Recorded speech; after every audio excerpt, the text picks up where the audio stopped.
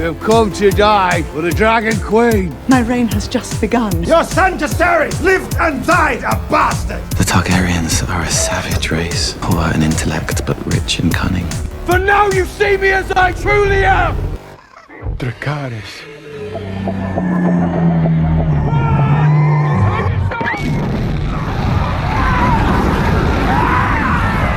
You heard it up top.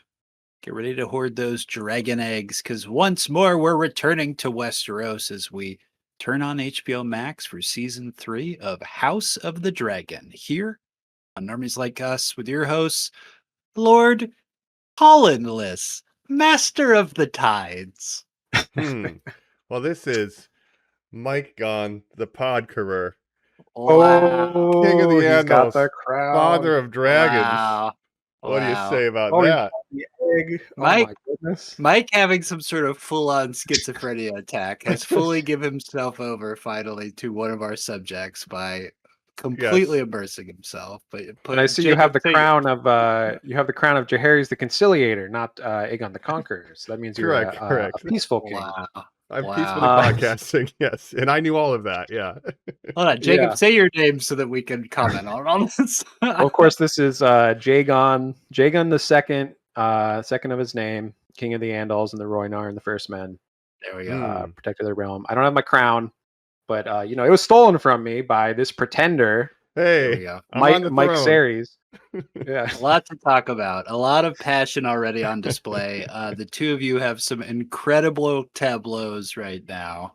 I truly am the usurper, though. The true Game of Thrones aficionado and expert on this podcast, as our listeners know, would be Well, Jaehaerys the second of his name, Jaehaerys. King of the Andals and the Free Men. that's right. Break us down with your setup. I see a lot Well- of literature over here. Yes, I've got my whole World of Ice and Fire set up here. Now, this is, of course, I showed this off when we did our Night of the Seven Kingdoms episode. Go back and listen to that, normies. We've had a lot of Seven Kingdoms this year. And this is really the collected written works of A Song of Ice and Fire. I've got the main book series. I've got Fire and Blood, which is what this show is based on. I've got Night of the Seven Kingdoms, collected short stories of Duncan Egg. And then back here, I've got the World of Ice and Fire picture book kind of thing here. It kind of goes on, Nice. in detail about the world. And then, of course, I got my Night King riding the undead dragon Funko Pop back here. So I've got a bunch of other Game of Thrones Funko Pops, but that's what I've got for today. So, Yeah. I'm ready to talk some Game of Thrones, of course. Yeah, we did Duncan Egg on a Watcha. We were kind of taking us that you were kind of going back through these stories of the Song of Ice and Fire and the Westeros kind of tales. And the books is very much your favorite medium, right? So of this kind of tale. That's right. I'll try not to go on too much about how much I like the books and all the differences between the books and the show and all that stuff. We'll get into it. But I actually bought the A Night of the Seven Kingdoms book after watching the show because I wanted that in writing as well. And then I have Fire and Blood. I also own that on audiobook. So I've been listening to it. I went back and rewatched the whole series from the beginning while I was watching season 3 live. So I caught up with everything. So I do feel like I know this story better than the average normie. I'll Maybe say better that. than George at this point. But yes, we'll be leaning on you as our maester for this one. He might Yes, he might Maester need to lean Jacob, on I you love that. too. Yay, Mr. Jacob. Yep. Grand Maester. Grand Maester, apologies. But yeah, I am just a pretender. I did 3D print the crown today, rushed in 6 hours. And I then love have it. My little Get the Iron throne with Throne. the smaller crown. with Yeah. Rhaenyra's golden crown. Yeah. Yeah. So Rhaenyra's crown is the crown of which was Viserys' crown, which is the crown of Jaehaerys the Conciliator, which is the old king who was Viserys' grandfather. And then Aegon has Aegon the Conqueror's crown, which is sort of the black iron crown of the Conqueror. So it's the Conciliator versus the Conqueror kind of thing, where it's like, are you a peaceful king or a conqueror's king, an aggressive warlike king? We're talking Hot D, House of the Season 3. Dragon, season 3. 3D. We've had 3Ds now, 3 seasons of these dragons. And yeah, we're back with the struggle between the greens and the blacks, trying to hit that old pesky Iron Throne.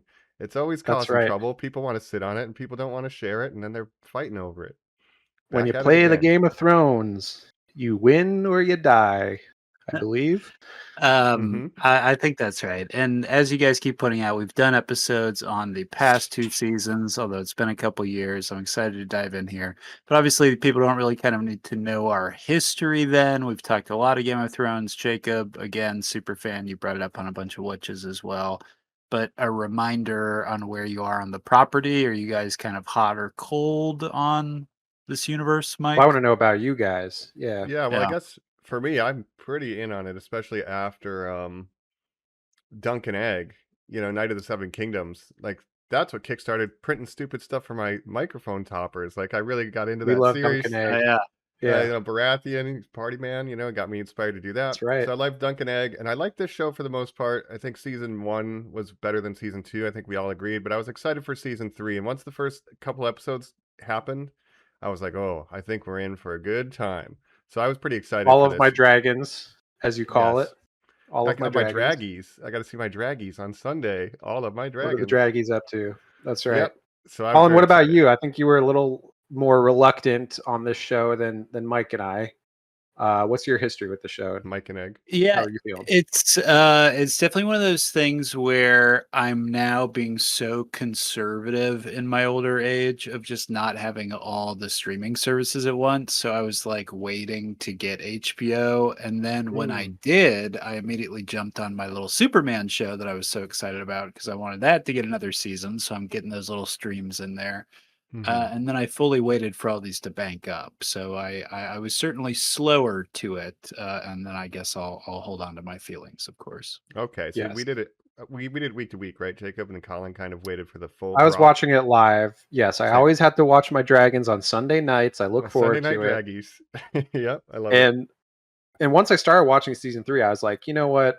I might as well go back and watch season 1 and 2 over again. Which Wow. is something I used to do with Game of Thrones. Every time a new season came out, I would just start it from the beginning. And I think that's a good way to do it because there's so much you can forget. I mean, it's with 2 years between seasons, especially, there's so many characters, so many plot lines going on that it was a good refresher to remember everything. And I'm glad I did it. So There are definitely things that I forgot. I did not rewatch, the other seasons or anything, but yeah, at one point I'm like sitting here watching this season thinking, wait, who are the parents of Rhaenyra's children actually? Like who's the dad? Like I'm like I can't remember like what yeah, the deal is because there's some like drama with that, the right. legitimacy of her son. So I'm like, oh yeah, that was a That's thing, right. and I just couldn't remember. So a little bit got lost in the shuffle, but still very excited for this season.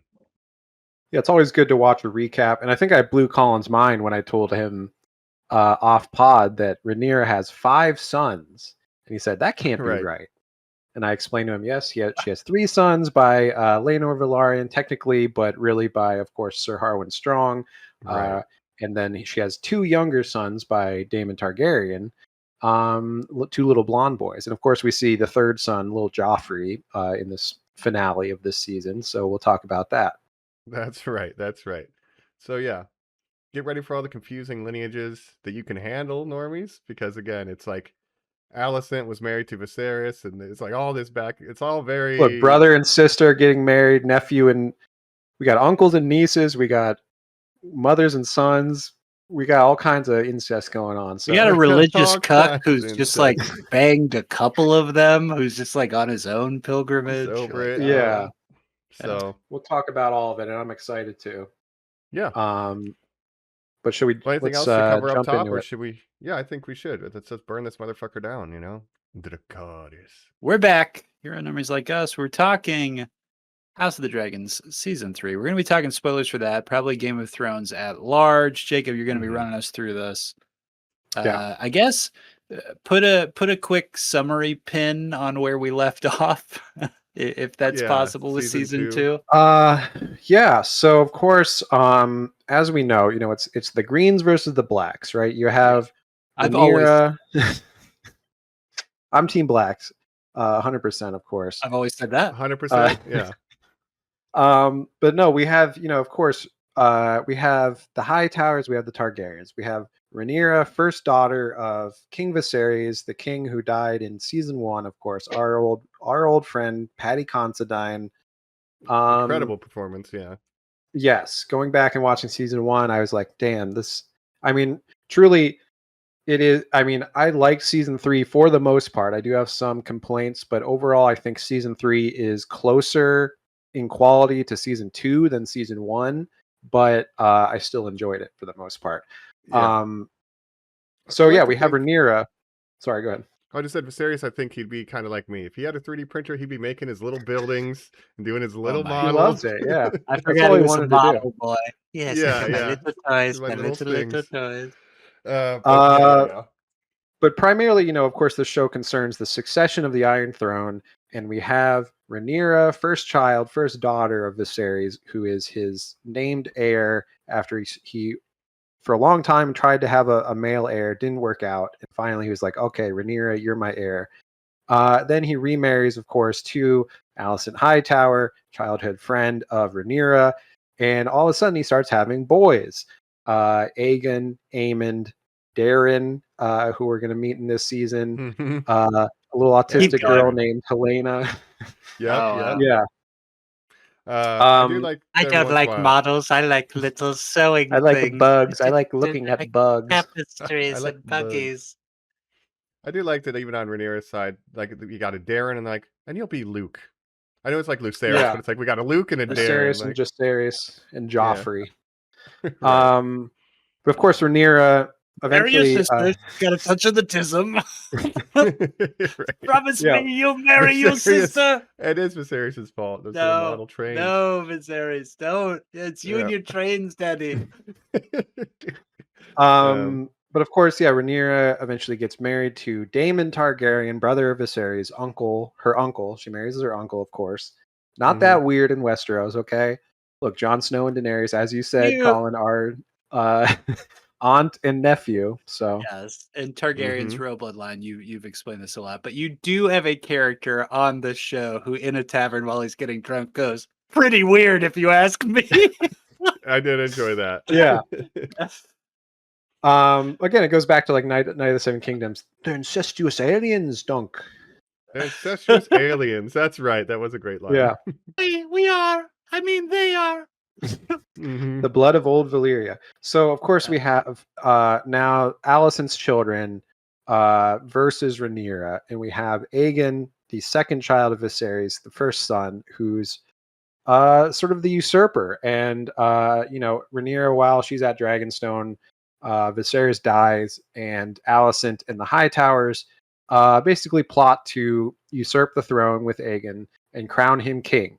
So Aegon is king in King's Landing in season 2. Then a bunch of stuff happens. The war starts, and Aegon gets all burnt up. We got Aemond One Eye, the psycho. Mhm. And we got Rhaenyra and Daemon over in Dragonstone, and that's kind of where we left off. Is like, oh, a big war is about to happen. Battles are about to happen, and all these forces are coming together. And we were kind of, if I recall, left a little salty, Jacob, because you're saying things like about to happen, ... Yes. And also we had the season-long Damon on his acid trip of like, Harrenhal, I'm yes. having In the a haunted wild castle of time. Harrenhal, seeing visions, talking to a witch. And don't worry, we have plenty more Harrenhal this season with Aemond. If you thought you didn't like that storyline, just wait till we double down on it. We listen But a hot to your take, I think, criticism. rewatching season 2, I think it wasn't as bad as people say, and wasn't as bad as I remembered. I actually liked it, and I appreciated Damon's Harrenhal storyline, even though it did kind of go on a while. And of course, the main criticism of season 2 is, well, not enough stuff happened. It seems like they're leaving some of the bigger events for the next season. Now, I would argue, and we'll talk about it, the first couple episodes, if you take the first 2 episodes of this season, make them the last 2 episodes of last season, people would not be complaining as much. And of course, they cut it from 10 episodes in season 1 to 8 for season 2 and 3. And of course, Game of Thrones used to be 10 episodes a season until the last 2, I think they cut down to 8. So if you look at it that way, if you take the first 2 episodes of this season and say, okay, what if those were episodes 9 and 10 of last season? I think structurally it would have worked out a lot better that way. I can see that. This does at least bookend us with like battle stuff, and then at the end we get more battle stuff. So it's like you kind of open with a bang and close with a bang. So that works for that. But I see what you're saying. Well, if you think about it, though, would have been better served maybe. So the old structure of Game of Thrones, you would have episode 9 would be the big battle or the big event, and then episode 10 would sort of be the denouement and like the aftermath of whatever happened in episode 9. So if you take the first episode of this season, which is the big naval battle, the Battle of the Gullet, you say, what if that was episode 9 of last season, and then episode 2 of this season, Rhaenyra landing in King's Landing, taking the throne. You say that's the finale of last season, ends with her landing in King's Landing, and then we come back this season with episode 3, where it starts out she's in King's Landing, she's ruling now, and we'll talk about that episode because that's one of my favorites of just the minutia of actually being queen and having to deal with all these little problems, and you kind of slowly see her unraveling. I think that would have been an interesting place to start, and of course then we get more battles and stuff later on in the season. Throughout, yeah, I could see that argument for sure. But yeah, largely the other main conflict going into the season is Aemon thought Aegon was not fit to rule because he was kind of a little bitch boy the whole time. So he tried to kill him, do a kinslaying maneuver with Vhagar, and he thought he was succsuccessful. That we find out Dracarys his ass. Yeah, but he did survive. So now we have Aegon kind of I'm alive. He's kind of on this little side quest with Larys for a lot of this. Larys Strong. And then Rhaenyra's ruling on the Iron Throne. And then kind of the other Aemon's fucked off to do whatever the hell he's doing at Harrenhal. That's kind of the... He's in Harrenhal now, and he's with Alice Rivers, the Witch of Harrenhal, which we'll talk all about that stuff. Meanwhile, Alicent's got her own thing going on. Daemon is doing stuff. We got Kristen Cole marching around, having PTSD. So we'll talk all about that. Yeah. But that's kind of where we're starting off. Yeah, we kick it off with some action. Yes, the Battle of the Gullet, the big naval battle, because we have, of course, last season, Tywin Lannister goes to treat with the Triarchy over in Essos, who are basically a bunch of pirates who have been fighting Corlys Velaryon, the Sea Snake, for years over the Stepstones. This was all covered in season 1 and 2, basically, but so Aegon gets the idea, or Aemon, let's get the Triarchy on our side against the Sea Snake, and we'll have a big naval battle, because the House Velaryon has been blockading King's Landing, stopping the food and stuff coming in to King's Landing. Yeah. Yes. That was when Aegon was in power. They were stopping trade from going in. Yeah, it's the Strait of Hormuz.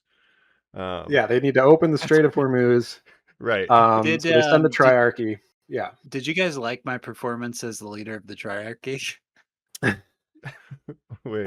me the treasure, boys. We will share it together.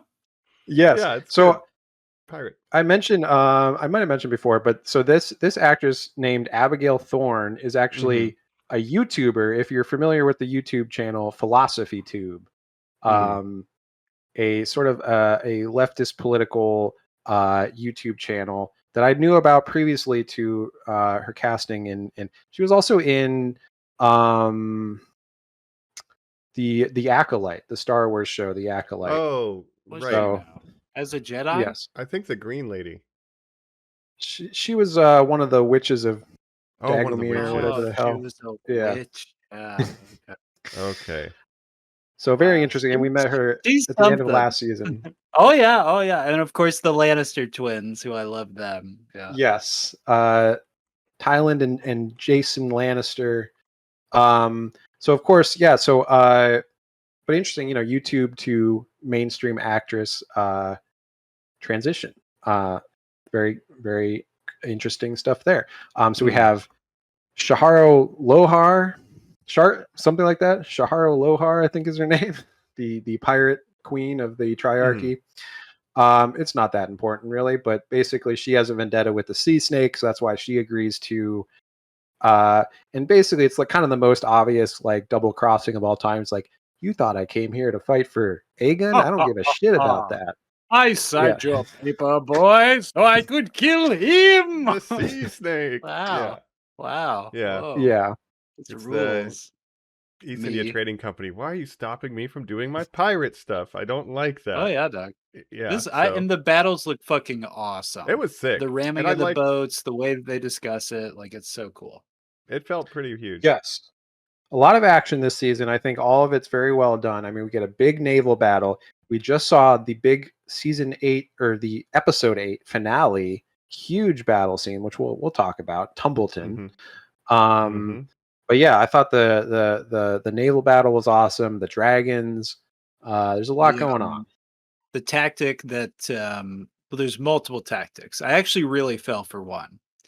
That the pirate queen has burnt down Driftmark and knows that will bother the sea snake so much that he will go into like a mental collapse, but also that the sea snake knows to lure her into the low shore or whatever, where they will be able to crush each other a little better. Yeah, I love that verbiage. Fucking rules. It's so good, awesome. Mike. Yeah, the dragon's teeth, and you actually see Corlys in action because you've heard so much about the sea snake. He's like this amazing sailor. He's gone all over the world and stuff. And then you actually see him in action with his son, Alan of Hull. And so some really cool stuff there. And by the way, Abigail Thorne, a trans actress, I want to say, so some trans representation, very cool there. Yep, and I think an interesting role for her because she's even referred to as a man in this world because she's like the leader of the triarchy. And if you remember in season 2 with Tywin Lannister, she's like, I want you to fuck my wives. He's like, how many wives do you have? You'll be my slave. Yes. Yes. Seems to be having a lot of fun with this role. The character is very, very kind of over the top. I like it. But we have Alan, who is, of course, we have Alan and Adam of Hull, who are the bastard sons of Corlys Velaryon, who he's finally sort of recognizing as Velaryons now that his trueborn son and daughter died. Of course, Laenor and Laena, who were married to Rhaenyra and Daemon, respectively. And so now, basically, Corlys's whole storyline is like, he cares so much about the legacy of his house, House Velaryon, and passing on Driftmark to an heir. And like basically everyone close to him dies, including his wife, Princess Rhaenys, his sons, his daughter, and then Lucerys, who was his heir. So he's like grasping for anyone to be like the heir of Driftmark. And finally he's like, Alan, my bastard son who's been here the whole time, I'm recognizing you now. And so they have a nice father-son arc. You're like me. Like you like the things that I like. Like even my real son didn't like the shit that I like. He was a fancy boy. Like right. It's like this is great. He's a little fancy boy. I am of sea and smoke and salt and smoke, not fire and blood. Right. So and we have his second son, Adam, who is now a dragon rider riding Sea Smoke, which was actually Laenor's dragon before he died. So anyway, so we have the dragon seeds, of course. We have Hugh, Ulf, Adam, and then we of course have what's going on with Sheep Stealer, which we can get into. Big Sheep.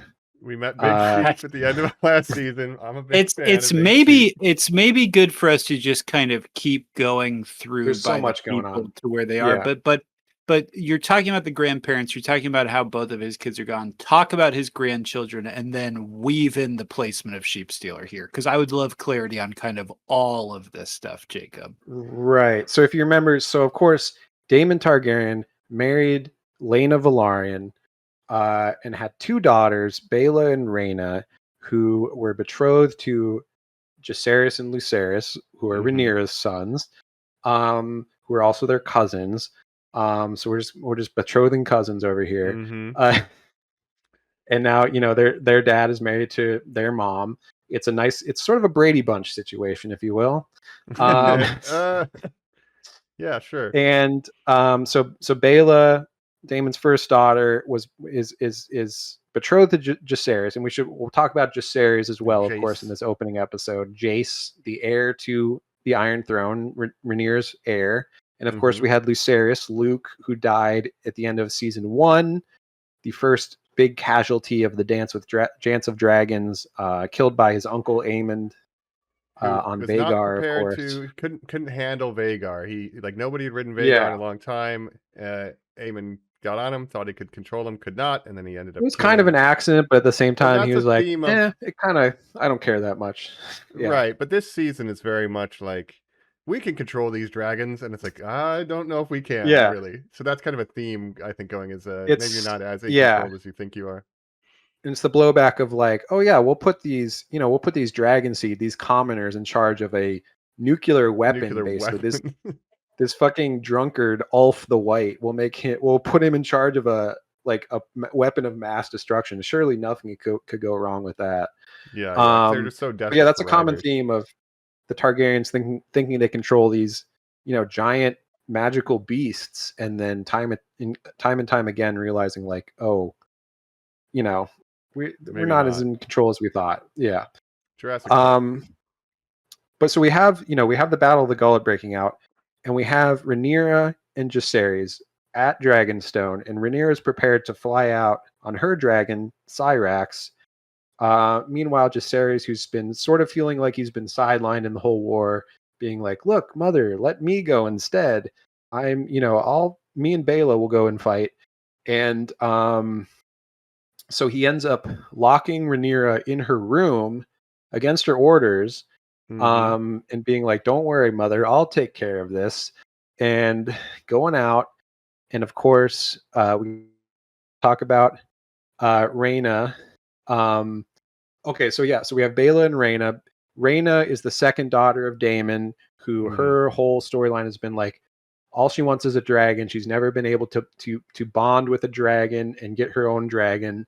So she turns to this wild dragon in the Vale named Sheepstealer, and is able to bond with Sheepstealer.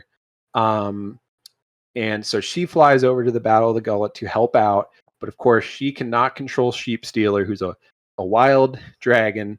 So he starts attacking their own men, and it's all going crazy. She's like, "No, Sheepstealer, no!" And Right. of course, Jason Baela are there.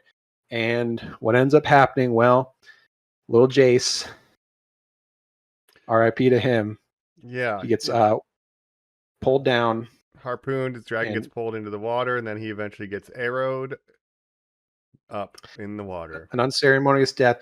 And that was so sad to see. His dragon, I believe Arax is his name, getting harpooned by the boat and then getting pulled down into the water. And it was so sad to see this dragon struggling to get out of this water, and just basically the dragon drowns, and then Jace gets shot with a couple of arrows in the water, and RIP to him. So now Rhaenyra has lost both of her two eldest sons, Jace and Luke, and she is just totally unraveling mentally because of this. Yeah, and then not only did Jace betray her, like the King's Guard or Queen's Guard, like went along with his plan to not let her out of the room. Like everybody is still not listening to her, and this has kind of been something from the previous seasons. Is nobody kind of heeds her command, or takes her seriously. It goes back to the misogyny of Westerosi culture of like, well, yeah, she's the queen, but she's a woman. She doesn't really know what she's talking about. We know better. We're men. We know the art of war. She's like the gentler sex. So let's, let the men figure things out. Right. And even her own son, this culture is so ingrained in him. And also he's been sidelined in all of last season. He was like, "Let me fight." And she's like, "No, you're my heir. We need you alive, blah, blah, blah." And so, but you start to see the steps of like, oh, Rhaenyra, she's not that good at like delegating to people. And we're starting to see that more and more. Yeah. Also, shout out to Emma D'Arcy, non-binary actor, playing this role of Rhaenyra. So obviously, shout out to ladies, gentlemen, to my NBs. But when we're saying that's Rhaena the character, we know what's character, up. Yes. But that's right. They're doing a great job with this season. Well, this whole series, but this season is very much focused on this Killing kind of unraveling of yes, they are. Control. Yes, Rhaenyra and Daemon, Emma D'Arcy, Matt Smith. I mean, Allison as well, Olivia Cook, like some incredible actors in this show. Yeah. Let her cook. Tom Glyn Carney, who plays Aegon, it stand out from him this season, acting wise. I mean, the whole cast is just like really good actors. And even when the material, like some of the storylines, I disagree with what they do with them in this show, but the actors totally make it work despite whatever the material may be. So shout out to all of them. Great cast. Yeah. So once you know, we now lose Jace. We didn't see the rider on Sheep Stealer. We just know this other dragon came and fucked shit up. So they're not really even sure Yes. who it was, even though it was Bela's sister, Rhaena. Right. It was crazy is Jace is the only one that sees her in the Right. battle because he's like, oh, it's Rhaena, and because he's about to attack Sheepstealer, realizes right. it's Rhaena and kind of like turns away really quick, but he ends up dying before he can tell anyone that it's Rhaena. Bela right. doesn't see, and so essentially, yeah, Rhaena comes over on Sheepstealer, tries to help out, but can't control Sheepstealer, who just starts burning everybody and attacking Jace's dragon stuff, and that sort of leads to Jace's death. So she kind of flees, knowing that she done fucked up. So she's essentially in exile now, having committed a war crime against her own people, her own blood. Like, oh, I'm screwed. And we also lose Corlys to the ocean in this battle too. That's right. That's right. He gets knocked overboard. Alan kills Shirako Lohar. And yeah, we kind of end that episode on a cliffhanger of number one, huge death, Jacaerys, who's been built up as sort of the heir to Rhaenyra after already losing Luke. Now she's lost Jace. And then, oh no, is Corlys dead? We also, Tywin Lannister. We don't know if Tywin Lannister is dead. Not that he's like a super important character. But why are you wearing armor on a boat? That's a terrible idea. How much do you weigh? Yeah. Oh, that's right. That's funny. Forgot about that. Tosses him overboard. Yeah. So that's kind of the aftermath of that battle. Big opening battle, and already you're like, okay, we're in for it. And after last season where you feel like not enough stuff happened, we're starting with a huge bang. And again, the production values of the show are just off the charts. Everything looks great. The dragons look great. I mean, never better, right? Yeah, like the fluid simulation on the wings when it's trying to flap out of the water to keep itself from drowning. Just everything looks like just to even do those kind of sims and make it believable. I was really impressed with this opening episode with some of that stuff. You've got multiple dragons. You got ships everywhere in the water. Ramming each other. It's insane. Catching on fire. Yeah, a lot going on. Very impressive stuff. I don't think I remember from the previous Game of Thrones, but I don't think we get a ton of naval battles here and there, right? But nothing on this scale. Is this like the biggest naval battle we've gotten? No. We get the Greyjoys if there were Greyjoys involved. Yeah, every once in a while. Right, but not really. And then Euron was. I think the thing is, end seasons. The earliest seasons, which are my favorite seasons, also had the lowest budget of Game of Thrones. Like if you compare Game of Thrones season 1, when they really didn't have any money because they didn't know that if it was gonna work out or not. So they didn't have the production values. And then by the time they had the budget in the last couple seasons where they could do lots of dragons and stuff, it was like those were some of the worst seasons. So even though it was cool to see Daenerys' 3 dragons and stuff, I mean, this show you get tons of dragons and it's actually better storytelling, I would say. Yeah. So after this Battle of the Gullet, what's kind of the next development? Is I know we have Adam looking tirelessly for Corlys. He's out looking for Corlys, and then is the calculus that essentially, well, one, my son died and I'm pissed off, but 2, they don't have very many dragons with Aegon dead. I say fuck it, we ball. Is that kind of what's happening? It's like we have way more firepower. We're going to take Dragonstone.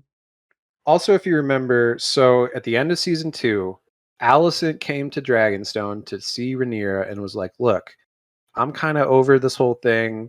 I know I done fucked up with Aegon and Aemond. Like, I really messed up big time.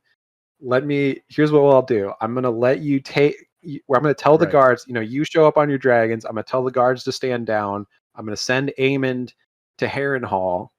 And then once Aemond and Vhagar are gone, you can take King's Landing. Just let me and Helena live. And basically, fuck Aegon and Aemond. And so Rhaenyra's like, okay, well, sure, we could do that. And so that's what episode 2 is about. Queen's Landing, which is all about Rhaenyra and Daemon landing in King's Landing and taking the Iron Throne. Pretty bloodlessy, basically. More or less, there's like 12 guards that are like, nah, and Daemon's like, I've been waiting for this. And he gets to take them out. And he's like, anybody else? It's his little moment. Well, it's some of the gold cloaks. But I really did like the city guard guy who was like, hey, we were on the city guard together, brother. I've been waiting for you to come back. And my old buddy. Hey, my man. Yeah. That's right. Because if you remember in season 1, Daemon was the captain of the gold cloaks, who are the city watch. So they're kind of bros with him. They're like, okay, our old commander's back. Hell yeah, Our we're old gonna chief of back police. him. Nice. Yeah. So it's basically like Aegon's Kingsguard versus the City Watch, who show up and they're just outnumbered, and so they're able to slay anyone who stands in Rhaenyra's way. And then they bring out, of course, our old friend, the Lizard, Otto Hightower himself, who was in the Right. dungeons. They're like, we need to take some heads. Okay, this can't be totally bloodless. We need some heads. And I And we get our guess I second didn't big major remember that character he death. was. I guess Yeah. I didn't remember that he was still alive at this point, or wasn't killed in the previous season. Well, it's kind of like Dracarys saved him. It's confusing what happens to him, because he's supposed to go back to Old Town where the Hightowers live, but I think he was captured on the road at some point and brought back to the dungeons of King's Landing due to Larys Strong. Now, Larys Strong is a interesting character in this whole show, because it's unclear what his motivations ever are. He's just kind of doing stuff. He's like the Littlefinger or the He likes Varys doing of this foot show. He likes Alicent's feet, but I mean, Mhm. he kills his brother and his father, remember, in a fire. That's right. He burns them. Yep. Yeah. And so he's doing all kinds of nefarious schemes and plots and stuff, but it's never really clear why he's doing anything he's doing. Like, I mean, ultimately, shouldn't he either be so pro or so against that his nephews were ultimately like the true heirs to this whole interwoven thing? He's a strong, yeah, right? he's It a was his strong, Right. brother. Technically, yeah. If we get but Molly brought into this nobody whole can thing. nobody can recognize that Luke and Jace are strong, because that But would make them he doesn't bastards. know that. They all know it, but they can't say it, remember, because remember, Corlys's brother Vaemond is like, confronts Viserys about it, and then he gets his head chopped off by Daemon. Right. So it's basically like, yeah, if you mention that these two boys are not Valarians, they're Strongs, then that's basically a death sentence. And he also kills Harwin, his brother, and his father, the Strongs. And then he's Team Aegon, of course. He's smuggling Aegon out of King's Landing, but he's also, I guess, against Otto Hightower, who is Team Aegon, because he captures Otto Hightower and he leaves him in the dungeon, and then he's like a gift from Larys Strong to Daemon. So he's just doing whatever. So it's a little confusing. And ultimately, his plan is to get Aegon to Harrenhal, his home castle. His plan is to sort of bide his time with Aegon and then eventually retake the throne with Aegon. Because there's a part where he's like, let's just go to Essos. He's like, let's just get out Yeah. of all that. Let's go to Essos and hide out there for a while. But they meet Tywin Lannister along the way, who's like, oh, come to Casterly Rock. And basically they're fighting over like who is going to, sort of protect Aegon while he bides I his guess I time don't, before- like you're saying, I just really don't understand what he's doing in general, I guess. He's just doing scheming and stuff. He's the Littlefinger of this show. He's got his own motives that are kind of not entirely clear at all times, but he wants power, essentially.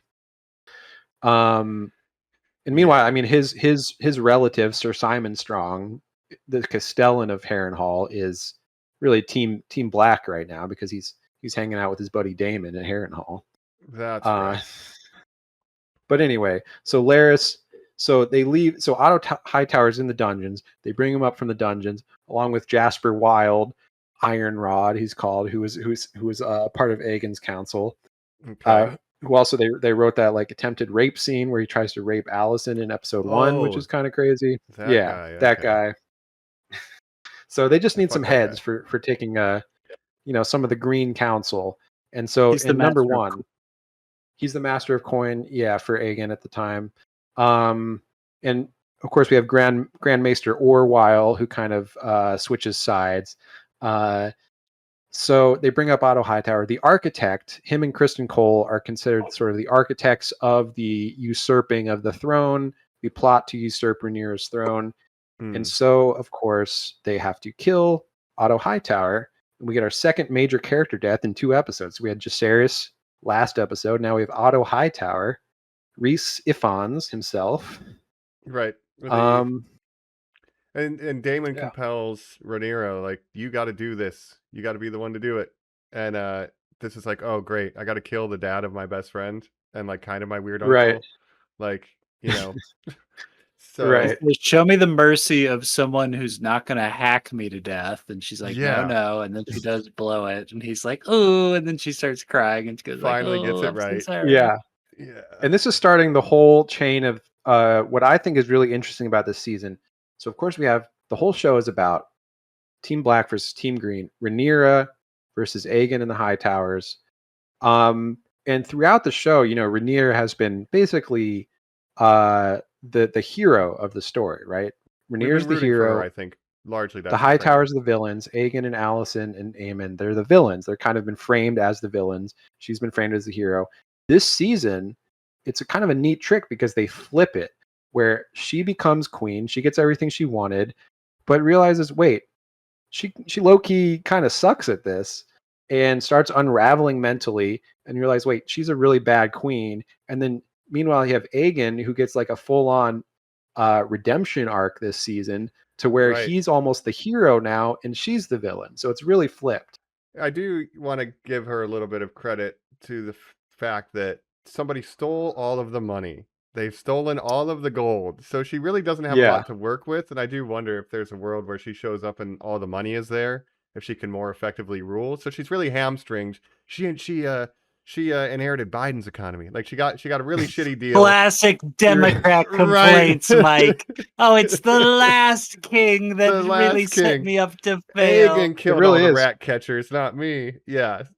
Because, well, what happens is, the small folk, they don't care who's in power necessarily. They care about having food to eat. They want to be fed. They want to be able to live a Have life, safety right? in the streets. So, Yeah. yeah. They have a name to the concept. Jacob explained the blockade that for the past year or whatever, 6 months, however long this battle's been going on, that they haven't eaten. It's because of Rhaenyra. They know Yes. that this guy was put as head of this thing in a totally traditional fashion. It's a dude. They're used to that. He's the son. It makes sense. This lady is like, actually, it's me. He says I'm special. Okay. Later, they really make it clear when she's doing a full-on Hitler speech and speaking in a different language, and everybody in the We'll audience get to is that, like, yeah. "Oh no, Whoa. what's happening?" Like they're so This is scared. We do the go start full 180, of though. her unraveling. And yeah, when she's at first she's known as Rhaenyra, the realm's delight. Everybody loves her, and they hated Aegon when he was king because they felt like they were starving. They felt like the blockade was his fault. And if you remember in season 2, Rhaenyra gets the idea from Massaria to send aid to the small folk of King's Landing and say, this is from the benevolent Queen Rhaenyra who's thinking of you. And so they're sort of turning against Aegon. But the truth is, they just turn against whoever's in power when things are bad. And but so you have Rhaenyra landing. Yeah, all the gold has been stolen by Larys Strong and Tywin Lannister, who kind of taken all the gold away. So she shows up.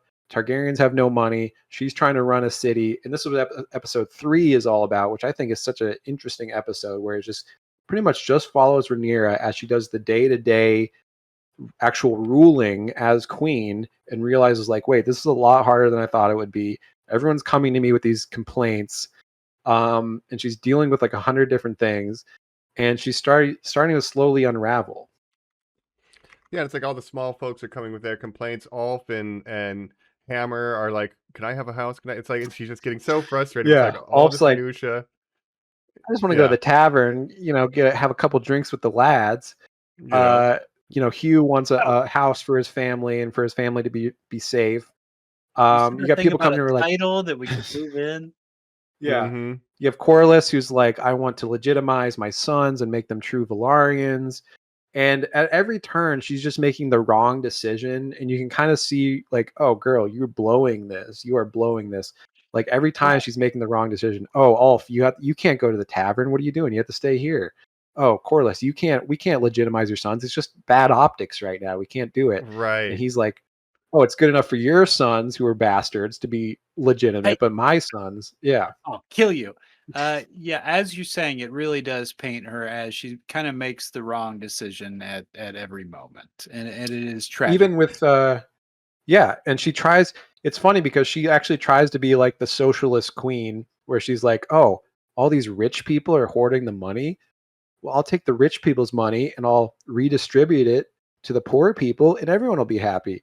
And meanwhile, she's pissing off the rich people. The poor people still don't care because one, she's not a man, and two, their faith, their religion is telling them that, oh, actually Aegon is the true king.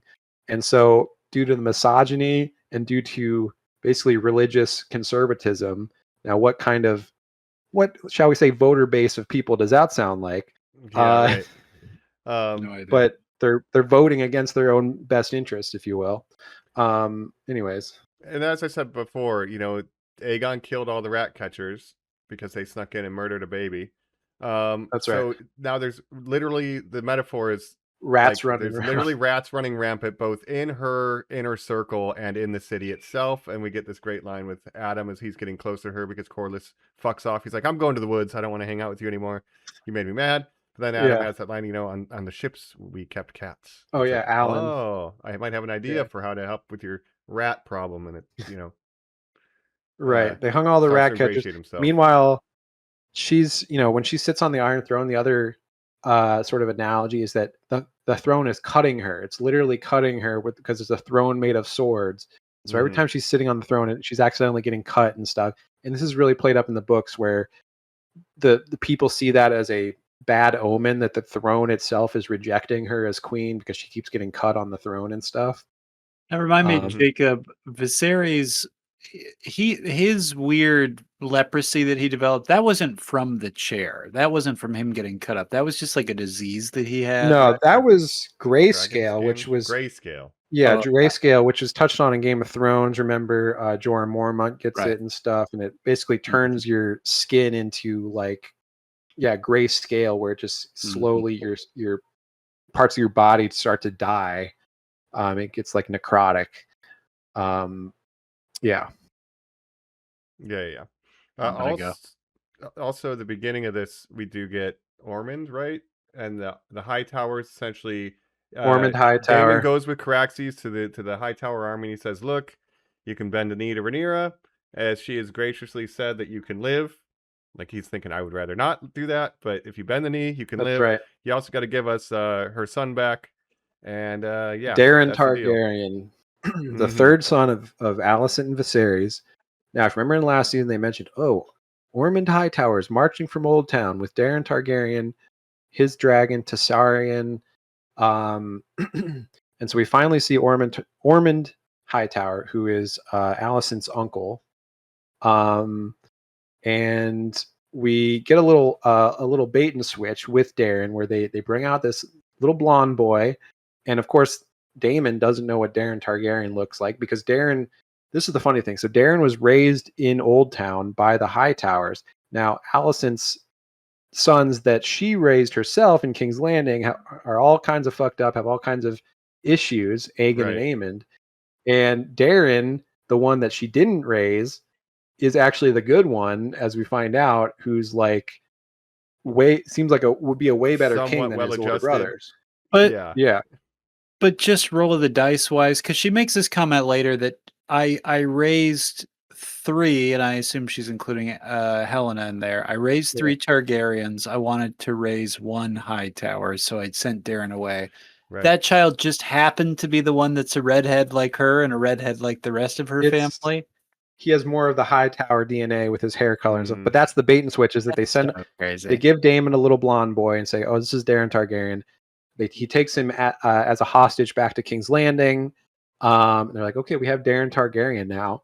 Oh, Alicent, do you want to, meet with your son?" I just want to say real quick, from my perspective of this show, and what I think it kind of, whether or not it's doing this on purpose, but sort of what's masterfully being shown on display here, because as Jacob, you said, you and I had this conversation off podcast where you were like, and remember, this is the lineage. And I was like, there's no way there's that many kids. That doesn't make a lick of sense to me. And whether or not it has shown these kids before, Darren, I know for a certainty it has not. Tell me, other than this season, have we seen Joffrey before? As a baby, yes. Because if you remember when he was born, it was the first, in season 1, the transition from Millie Alcock to Emma Darcy. Yeah. The time jump starts with her giving birth to Joffrey, her third son, and And- remember having to take it to Allison across the castle and all that stuff. Do you remember that? Is there like is there like a huge shock that Joffrey has black hair? No, because he's already the third one like that Right. with Harwin Strong. Right, So they're but- like, okay. remember Allison says like, But "I'll keep trying, Sir Laidlaw. as- Maybe one of them will look like you one day." As a much more casual viewer, the power that scene has, when we have seen the downfall this whole season of this woman becoming a tyrant dictator and people turning on her, and you see the slippery Queen of slope Bastards, public or, adoration, the Yeah. Queen of Bastards, and she gives the speech like, you know what, Joffrey?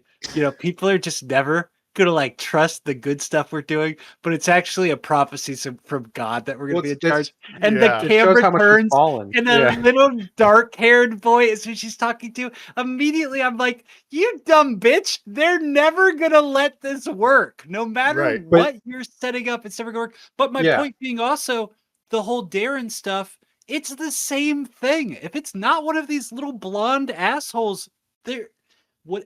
But the difference is with Darren is that he But- is the trueborn son of Viserys. He just Sure. has dark But hair instead of blonde hair my because of my that. The High point Tower. being, with how racist these common folk and the normal people are, whether it's 5 They months, see everything 5 as a sign. years, Yeah. 50 years, whatever, you're setting up your legacy to, we did it, we won, I'm Rhaenyra, it was all worth it, I killed all these people. There's no way it's going to carry on. Your little dark-haired boy they're never going to let him be king. Like, you're insane. Right. Like, it's But never going to happen. remember, she also Mm. has two little blonde boys with Daemon that are full blood Targaryens in that they are That we the do sons not of. see at all. Well, we Probably see a don't. little bit in season 2. They went to ward. Remember, she sends Rhaena with her youngest sons to go ward in the Vale with the Vale of Aaron. That's where she yeah. meets Sheepstealer and all that stuff. So she's watching the two Correct. youngest kids in the Vale in Mostly season off 2. screen, but that's But- what she's doing. Then why the is scene that with woman Joffrey- so upset about Sheepstealer being crazy? She's got 2 other dragons. She's like, well, I didn't know that Well, having remember- a dragon here would cause so much trouble. So Lady Jane Eyre is like, look, I'll take you in, but you have to give us a dragon for protection. So they send the two youngest, which are Viserys and Aegon, also named Aegon, with their Right. dragons. But the whole point of it is that their dragons are basically newly hatched, so they're little guys, like smaller than a dog.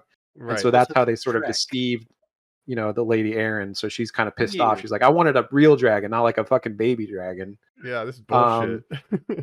Yeah, but I want to go back. So the scene with Joffrey in episode 8, it shows Yeah. how far she's fallen because, of course, there's the prophecy, the Song of Ice and Fire, which is passed down from king to heir. We see this with Viserys telling her, and then we see her tell Jacaerys in season 2, "You're my heir. Let me tell you this whole Song of Ice and Fire." Only for Luke dies, Jace dies. Now she's got to turn to Joffrey, a kid that she barely knows. At this point, and be like, okay, now you're my heir. Let me tell you the story. And he's like, Did I I'm ever like tell 8 you a years weird old. dream your grandfather had? Right. We've Yeah. never spoken before, ma'am. Yeah. And that's why who are you? she's fully descended into like, oh, she's just completely insane at this point. She's ranting in High Valyrian to the commoners about this prophecy. They're like, what the fuck are you talking about? Like, we just want food. We literally just want food. We're starving. And you're talking Yeah. about the something in the far north and how you're prophesied and all this stuff. She looks completely insane to them. Yeah. So yeah. it's interesting how things have turned. And now Aegon, who was really built up as a bad guy, has sort of become a hero in that he's been reborn, and he gets maybe the most like heroic moment of the season with him and Sunfire and stuff. So it's really interesting how it's flipped. Yeah, but again, to go back to, because she's literally crouching out in 4K, this whole season it's the slow unraveling of her grip on like Yeah, the rationality. faith of the seven, Yeah. the high seven is like, she's like, I need to be anointed as the true queen. And he's like, well, I can't do that. I anointed your brother, blah blah blah. And so the faith Mhm. is turning against her. So again, the small folks see, oh, she's a woman. The gods don't like her. Why the fuck am I, going to support her when all the signs are telling me not to, So and they're Right. very superstitious. So And at the same time, you have, because they didn't burn all the high towers, Omen or whatever, Ormond, he's been seeding the rumors of the Queen of Bastards to the small folk and sending gold coins to them from the high tower stores, because this queen doesn't have money, but we got money and we'll give it to you. Just say that she sucks. So he's kind of fueling this insurrection. They're murdering the cops. They're murdering the gold cloaks. yes, we got to talk about Ormond Hightower, who again is using Daeron Targaryen, basically anointing him king and sort of using him as a figurehead for his own means. And I gotta say, Ormond Hightower, a great villain for this season, who comes in and totally sort of shakes things up. I call him the Dennis Reynolds of Westeros, from Always Sunny in Philadelphia. I see. I still haven't seen much of that show. Yeah, we love him, Ormond Hightower. But again, like Daemon said, like, we should have burned him. And like, come to see by the end of this season, like, yeah, if you would have just done that at the very beginning, maybe things would have been a lot smoother for you. But you did not, because you felt bad about killing your uncle poorly.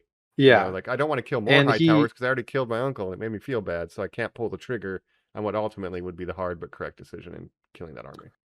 Right. We see this pattern with Rhaenyra where she keeps trying to make half measures of like, well, we can still like have peace. Like, I just want to, and for a long time she tried to avert war, which is a good thing. Even though, we had all the men of the realm in her ears saying, we need to go to war. We need to go to war. Her and Alicent trying to hold the realm together in peace. Of course, it ends up, war happens anyway. And she's seen as sort of a weak queen because of that. Yeah. So yeah. Meanwhile, you go ahead. Take us where we're going. Well, I'm just going to mention. So we have Daemon. We have Rhaenyra's army, which is made up of the Tullys, the Northmen, different factions who have come together. Now, if you remember, Jace in season 2 went up to the north to the wall to talk to Cregan Stark, Lord of Winterfell at the time, who's around his age. If you remember, he's a younger guy, and he's like, "Look, we can't spare. We're up here at this wall. I can't spare a lot of my men because we're kind of busy with this whole wall thing. But I'll tell you what I'll do. I'm going to send you all the old men, all the graybeards of the north who are ready to die, and I'm going to send them down." So we get, and they're called the Winter Wolves, the graybeards, right? Led by, of course, as some people think this guy is a Stark, but his name is actually Roderick Dustin, the Lord of Barrowton, who is a bannerman of the Starks. He's played by Tommy Flanagan, I believe is his name. Another from Sons of Anarchy guy. Yeah, he's great in this. Yeah. His name's Lord Roderick Dustin. They call him Roddy the Ruin. Hell yeah, Roddy the Ruin Riper. They call him Rowdy Ruin. Piper. Roddy the Ruin. Rowdy Ruin. Hey, where'd you get those glasses, Viserys? I'm not fucking around. Came here to chew bubblegum and kick ass, and I'm all out of bubblegum. Yeah. That's right. And a lot of people think he's a Stark because they don't do a good job of basically never name drop his real name, but you can see his sigil is at 2 crossed axes, which is House Dustin of Barrowton. But I remembered the speech with the young man with the long hair who looked like Ned Stark, and I remembered him saying this stuff. I didn't remember any of the old man stuff. I didn't remember him sending any kind of army, but I knew these guys were Northerners, but I could not. Again, it's been 2 years and I haven't rewatched this stuff. Yeah. They do a great job of doing that, and then also explaining. I know Ormond's right-hand man is a famous guy, but I didn't know he was a big deal until the final episode when he's fighting Daemon, that he's a major dude. He has a Valyrian steel blade. All of a sudden they kind of had some grudge, Mike, where he was like, you. And I was like, this guy, Buljon Darth Vader, who? But he's got a Valyrian sword, just like Daemon, which is really rare. So I guess he's kind of hot shit. But I didn't know that till later. Yeah. Let me tell you. So it's honestly, these are true glup shittos for the book readers. Wow. Hell yeah. It's not really important to know their names, but you have, of course, a guy named John Roxton, known as Bold John Roxton, who has the Valyrian sword called Orphan Maker. Jesus Christ. And this guy, My favorite death metal band. he does a lot of bad shit too. Like his name is Bold John Roxton, but he's actually like a huge piece of shit. And I like this actor that plays him. He was in His Andor. name is huge piece of shit, John Roxton. Yeah. I prefer Bold the John rowdy Roxton, who is he's sort of the second in command to Ormond Hightower of House Roxton, of course, Sir John Roxton. And if you remember this actor from Andor, Mike, he was the one guy. Yeah, that's wondering where I recognize him from. But so on the northern, on Rhaenyra's side, you have Roddy the Ruin, Roderick Dustin. You have Oscar Tully, who of course we know from season 2, basically the little kid who's I like this kid, the head of Tully's. He gets one of the most badass lines. I like. Yeah. I promised them I'd make a house of your bones. I don't have enough bones yet. Yeah. This kid's awesome. And we met him in season 2. He was at Harrenhal with Daemon, and he was like, "Well, I can't do anything. My old grandfather, who's dying, is like Lord of the Riverlands, but he's kind of useless. Get rid of him. I love my grandsire, sir." Yeah, this kid makes it out, right? He doesn't die this season, right? No, he's still alive, and he's of course the ancestor of Catelyn Tully Stark. And then of course we get. Now, you would not know this because they literally don't name her or explain who she is or anything, but the woman with the cool face paint that's with the Northerners. Oh, yes. Who is this? Yes. I was going to text you specifically about that girl because at one point the guy with the axe nods and like defers to her for some reason, and she just gives a look, and I was like, "Who the fuck is this?" So again, you don't really know who she is, but that's Alysanne Blackwood, who is known as Black Alley, and in the future in the future she marries Cregan Stark, Lord Cregan Stark, who we saw in season 2. So she's the future wife of Cregan Stark, but she's of House Blackwood. If you remember the Blackwoods and the Brackens, they have this ancient feud. Blah blah blah. It's covered in season 2. But they're both Riverlands houses, but they're always beefing. But the Blackwoods are kind of the cool ones, and the Brackens are kind of the dumb ones. But Alysanne Blackwood, Black Alley, who's the one that, of course, shoots our old friend Sir Criston Cole, which I'm excited to talk about. Oh yeah, she's the one who puts him down. Good work, Black Alley. Blam-a-lam. Yeah, Black Alley. She gets the cool face paint, like she's in Blade Runner or something.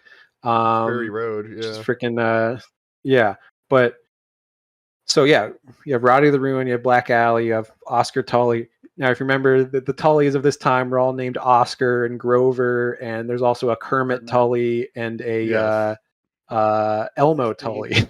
That's incredible. So Oscar Tully, his grandfather was Lord Grover Tully, who died, and then he became the Lord of House Tully, and so they're going around. They get in a fight with the Lannisters. You see that they have Jason Lannister's head on a spike. So they defeated the Lannister host. You see off screen, they killed Jason Lannister, twin to Tywin Lannister. And they had that great time where they're all singing in the woods and stuff after the battle, singing and drinking and stuff, having a great time. That's Damon's favorite shit. He's like, we did some fighting, we're drinking and singing. He loves it. Have to go back to that castle. This is so much better. The next person who interrupts this war will be tied to my horse when he says that line later. Yep. Yeah. And when the really old guy at the end is like, "Well, gents, we're still alive," and they all go, "Boo!" And he goes, I know. Literally, his thing the whole time is like, I'm gonna die for the Dragon Queen. That's all I want to do is die for the Dragon Queen with an axe in hand.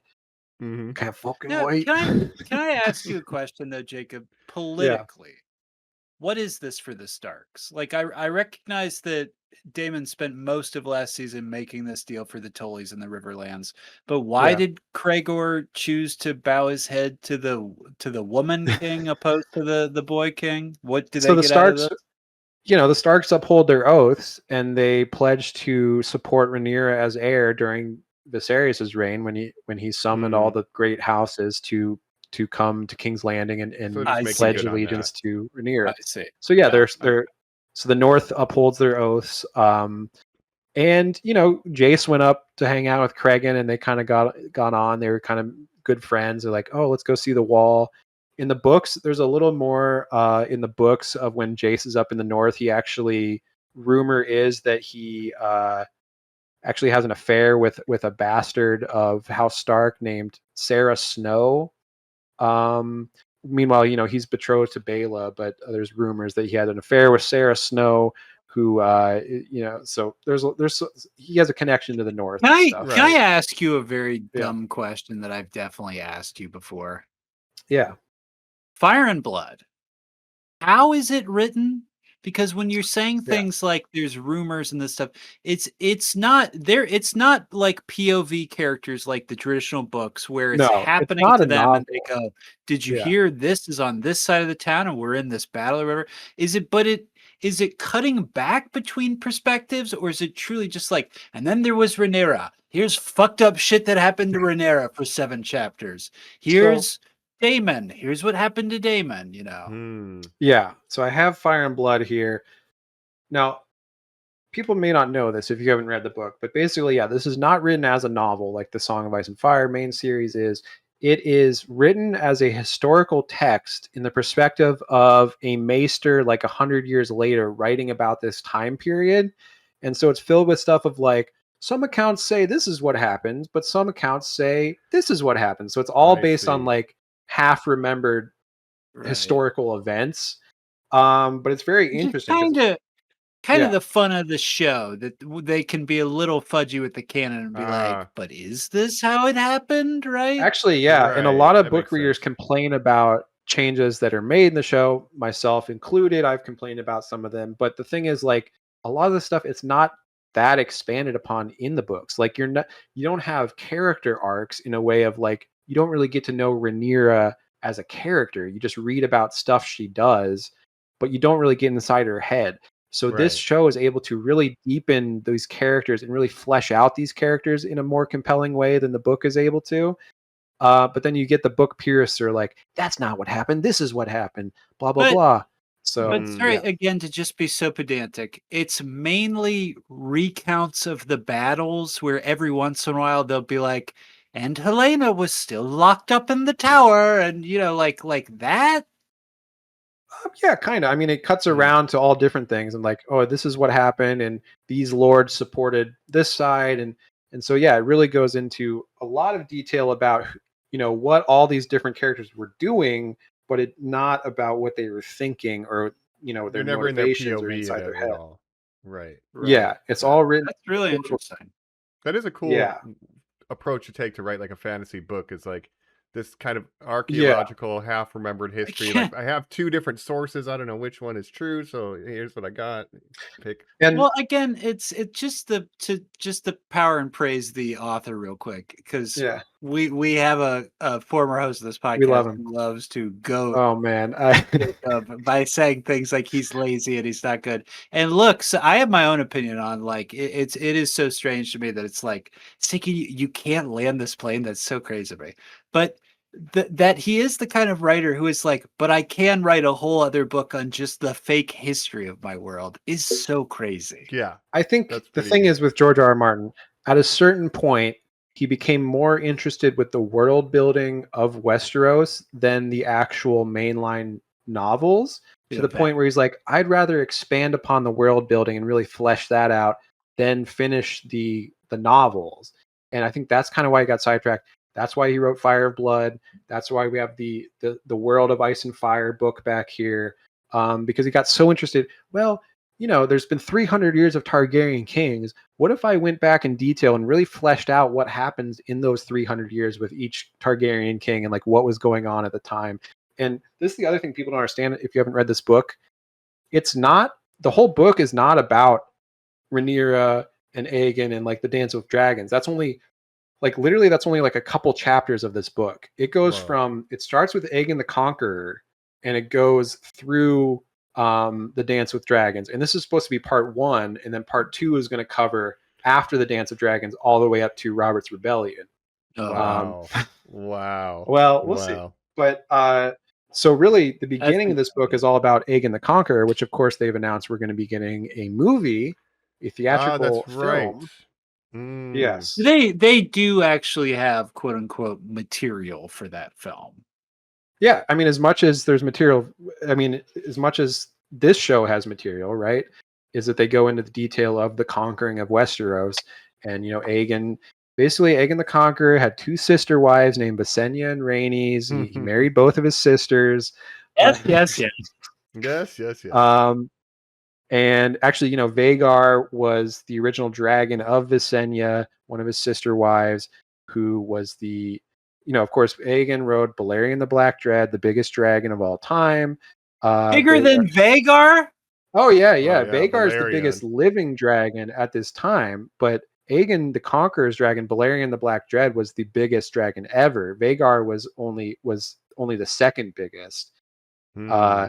And actually, the last rider of Balerion was King Viserys, who Balerion died during his reign. So of course, no! Oh, Patty. Oh, he was so old and he was so big. he was like over probably 200 years old. A Great Dane with a huge heart problem, and you're like, Yeah. you look good still. You're fine.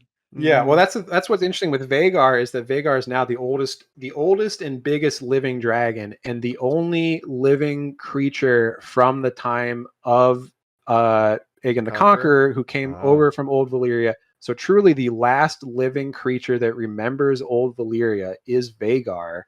But as you know, when a Targaryen dragon rider dies, the dragon.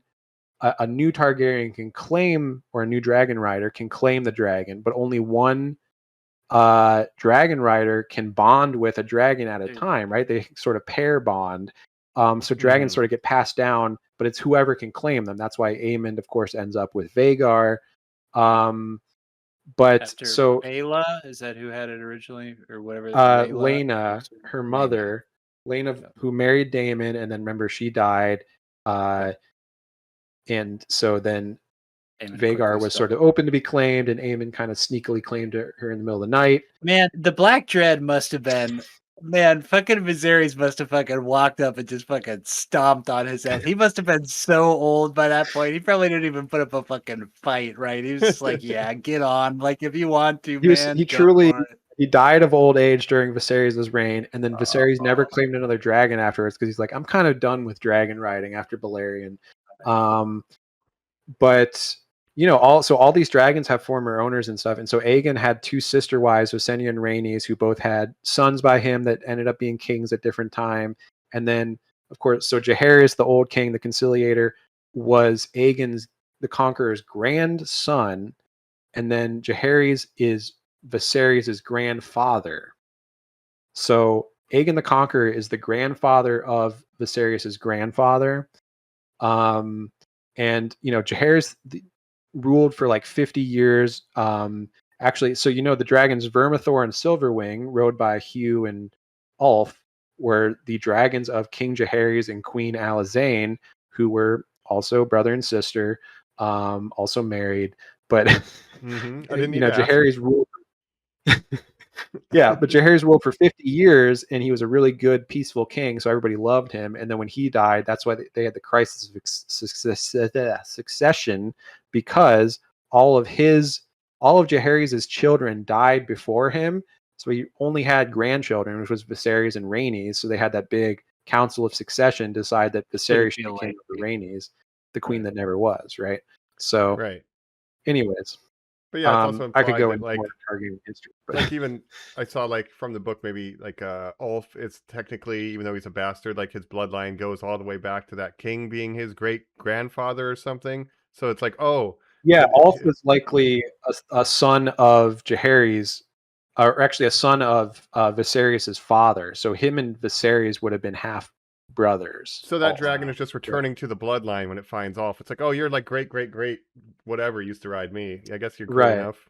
Like, I don't know the difference. Take me to the fuck the commoners. I'm 70 years old. Wheel me out there. Yeah. Sure, my lord? Yes. Mm-hmm. And Vermithor, known as the Bronze Fury, which is Hugh Hammer's dragon, was King Jaehaerys' dragon, and he's the second biggest living dragon, etc. But to answer your question, yeah, this is, and essentially it's interesting because it's written again, as a historical document, but it's like taking in different in-world sources. So like the maester that wrote this is like using firsthand sources from like a Septon at that time, Grand Maester Orwyle, I think, and then like there's a dwarf jester character named Mushroom who was like Good. Rhaenyra's jester. They cut that out of the show, but Good. so he's like, Mushroom So said to this say, is what I happened. interviewed Mushroom, and Mushroom was quite chatty about. Uh-huh. Yeah, After much wine. but Mushroom it's opened pretty up to me. interesting. I enjoy it, and I recommend if you really love the world of Westeros to look into that Fire and Blood. We're back. We're here talking House of the Dragons. We've been talking a little bit about House Black. Let's jump into Team Green for a minute. Yeah, That's right. So remember, Aegon and Larys kind of booked it out of King's Landing. Little burn up Aegon. You have Aemond, who Alicent, his mother, kind of convinces him to fly to Harrenhal as part of the plan to have Rhaenyra land. She needed, because basically she comes back after meeting with Rhaenyra and realizes like, oh, Aegon's left. He's defected from the throne. Aemond has now crowned himself king, and that's really bad because Aemond is like a complete psycho. And he's trying to smooch me. Which is also weird. There's some mother-son incest. Now, look, as we know, Game of Thrones is the incest show, but I will say, generally, parent-child incest is still frowned upon within Westeros. Like brother and sister, okay. Uncle and niece, okay. Fine. Parent and child, still frowned upon within Westeros. No Oedipus here. Yeah. Right. And now, so that's interesting to think about. And of course, Aemond has all kinds of mommy issues, deriving from the way he was raised. He was bullied by his older brother, always second, and he kind of sees himself as like, wait, I would be like a way better king than Aegon. I'm the one who's trained as a fighter. I'm the one who's fluent in High Valyrian. Right. Yeah, my brother's just a drunk fuck up who would rather just have sex and drink and party. I'm the serious one. I should be ruling, but because of this order of birth, I have to defer to him. And he's kind of a mini Daemon in a way. Yeah, because Aegon flies to that battle drunk too. Like he's not supposed to be there. Yeah. Right. No, Aemond and Cole have this plan where Vhagar is going to lie in wait and then spring out at the last moment, and Vhagar was going to fight Meleys, which is Rhaenys' dragon, and it was going to be fine. And then, Aegon decides to show up on Sunfire and just fuck everything up, and that's why he's like, you know what, Dracarys, fuck you too, guy. Motherfucker. Like, yeah, fuck you too, to quote a line from later in the season. Yeah, that's right. So Aemond's essentially now fucked off to Harrenhal and killed everybody that runs it, and it's now like Vhagar is kind of gone, and because of that, it's Kristen Cole, which sets up his stuff. So we have a Harrenhal thing, a Kristen Cole thing, then Aegon on the run for the green side. So Aemond has basically replaced Daemon as the guy that's stuck in Harrenhal this season. Just takes him out the whole season. Yeah. Take one D out of his name. Daemon, Aemon. What's interesting is Aemond obviously was always sort of looked up to Daemon as like, I'm going to be like a Daemon, basically, even though they're on opposite sides of this civil war. He obviously looks up to Daemon as like, that's what a true Targaryen should be like. And so he sort of modeled his life on him. But you also see the difference between him and Daemon, where when Daemon showed up to Harrenhal, he's like, I'm claiming Harrenhal. And Sir Simon Strong is like, okay, sure. And he was cool with Sir Simon Strong. Aemond shows up and he's like, I'm taking Harrenhal. And Sir Simon Strong is like, fine, yeah, like whatever. And he's like, no, what? I'm going to kill you and like kill all your sons and like your whole family. Right. And that just shows how kind of fucked up Aemond is. Yeah. Except for this witch named Alice Rivers. Mm-hmm. Which we're gonna spend the most of the season with Aemond fucking off over here. Yeah. The problem with this show, the problem with the story is that certain characters in this story will just have long periods of like, and then they were just in this place for a long time and nothing really happened. And so for the show, they have to sort of invent things for them to do. And that's why Daemon was kind of sidelined for all of last season. And now Aemond is sidelined for this season because there's really nothing for him to do while these events take place because he's not important to the story until later on. But he's essentially dealing with oh, I killed my brother. His Vagar has kind of abandoned him, so he's like, oh, I'm kind of a piece of shit, and I'm all alone. And then Alice Rivers kind of That's right. swoops in. Why did Yeah. Vagar leave him? Vagar kind of just like flies off and starts doing her own thing. Vagar has dementia. Like that's like a Maybe, right? like Vagar truly. is over 180 years at this years old at this point, canonically.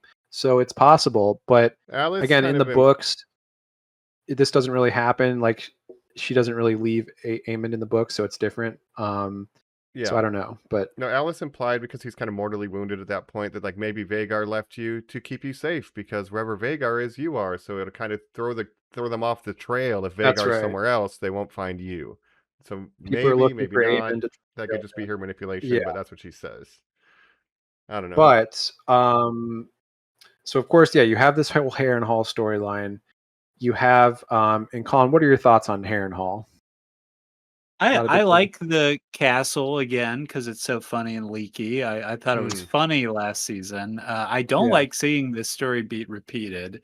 I like Aemond a lot. I don't understand why he's put on ice like this. And then the whole Alice Rivers thing, like you can go ahead and explain this thing, Jacob, because the whole time I'm like, okay.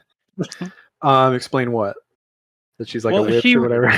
He's like, you have to understand that I'm an owl, right? And he's like, I do. And she, talks about these things. And she's like, did I ever tell you the story about how I'm hundreds of years old? Yeah. So again, this is a show invention, a show elaboration of her character. She's not really elaborated on to this much in the books, where essentially the story of Harrenhal is that it was a castle that was built by a guy named Harren the Black, who was the king of the Iron Islands in the Riverlands at the time, because the Iron Islands, the Greyjoys and all that stuff, they're basically a bunch of Viking pirates, right? And so they would come over to the Riverlands, conquer the Riverlands, and claim themselves kings of the Riverlands. So Harren the Black built the biggest castle in Westeros, Harrenhal, and he said, this can withstand any army. Now, this was the time of Aegon the Conqueror, when Aegon the Conqueror is coming over with his 2 sister wives and their 3 dragons, and said, you know what? First thing we're going to go over to Harrenhal, the biggest castle in Westeros, and be like, look, either, bend the knee to me, or I'm going to fucking burn you alive in your castle. And Harrenhal, Harren the Black's like, whatever. I'm not scared of you. I got the biggest castle in the world. And then, of course, it was no match for a dragon. So he burnt, Harrenhal, and he burnt Harren and his sons alive inside of it. Now, again, Alice Rivers is in the show. Is revealed that, she was actually alive at the time that this happened and was the only living survivor of this attack on Harrenhal. And within Westeros, Harrenhal, ever since that, has been cursed, where any owner of Harrenhal, something befalls them. Now, how Strong owns Harrenhal during the House of the Dragon, of course, Larys kills his father and son. It gets passed to, Sir Simon Strong as a Constellan. Obviously, he gets killed.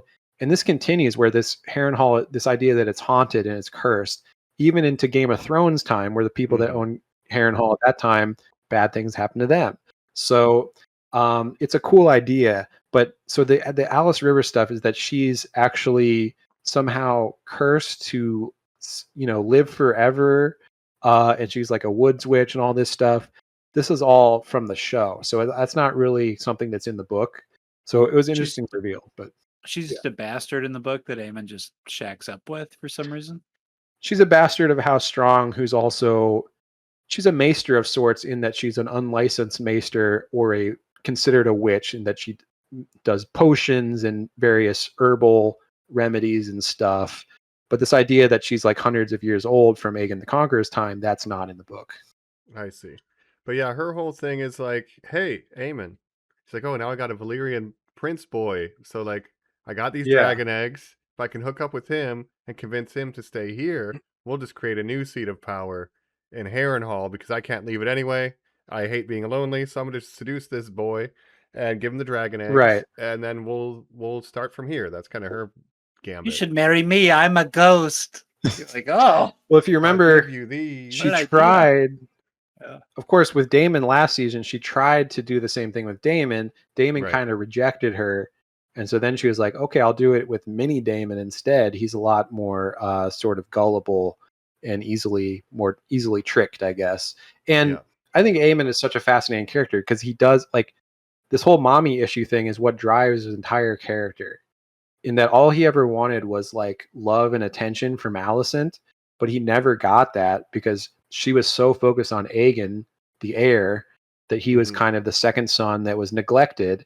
And that kind of derives his whole personality of like everything that he does is like Alicent even says at one point, like, were the indignities of your childhood, have they not been significantly avenged yet, sufficiently avenged?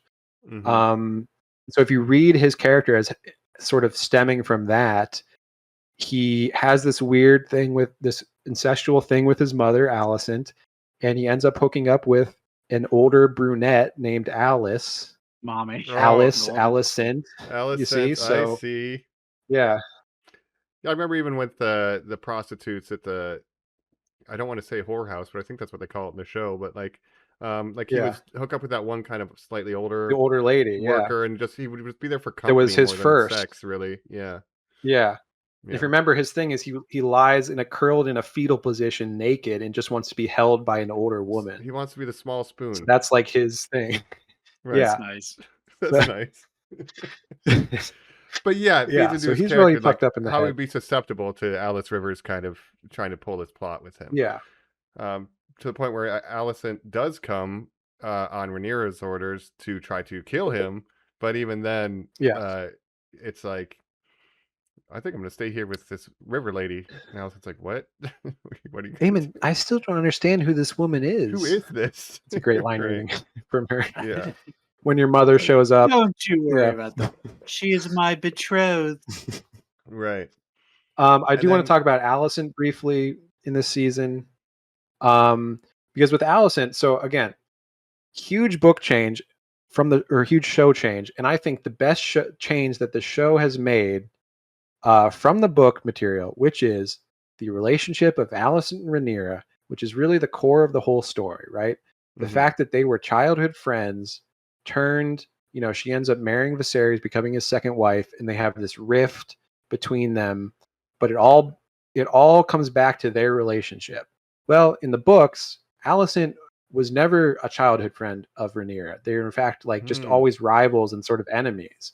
So it deepens their relationship that they have this past, they have this history, and they keep coming back to each other, right?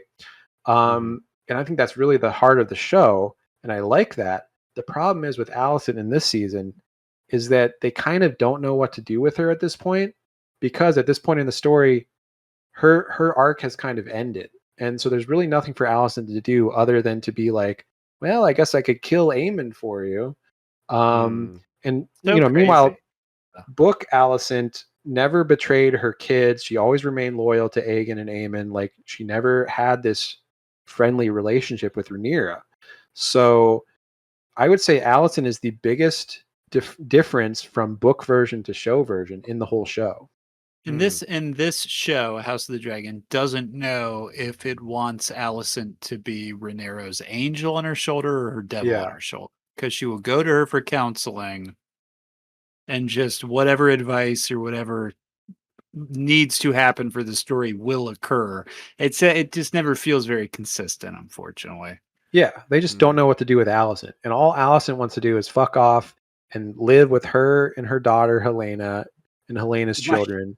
my special needs daughter. Yeah. Yep. She doesn't care Well, about her sons anymore. She wants to sort of be done with the whole Targaryen Civil War thing and just she's like, look, if I could just go live in Essos with Helena, then I think I would be happy doing that.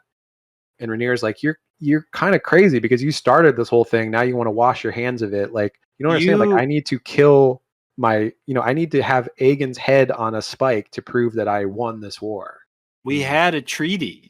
The Strait of Hormuz was open. You Right. started Yeah. all this. What do you mean you're tired of it now? Yeah, I'm done. That's Right. true. Oh, I regret starting this I'm war. done. Yeah. I'm done. I don't care. Yeah, I'm It's over on it. you guys now. That's very true. Yeah, so her stuff's a little muddy this season, I guess. But I And do again, like. well, the whole kinslaying thing is like kinslayer is considered like one of the biggest sins you can do in Westeros is being a kinslayer, being labeled a kinslayer.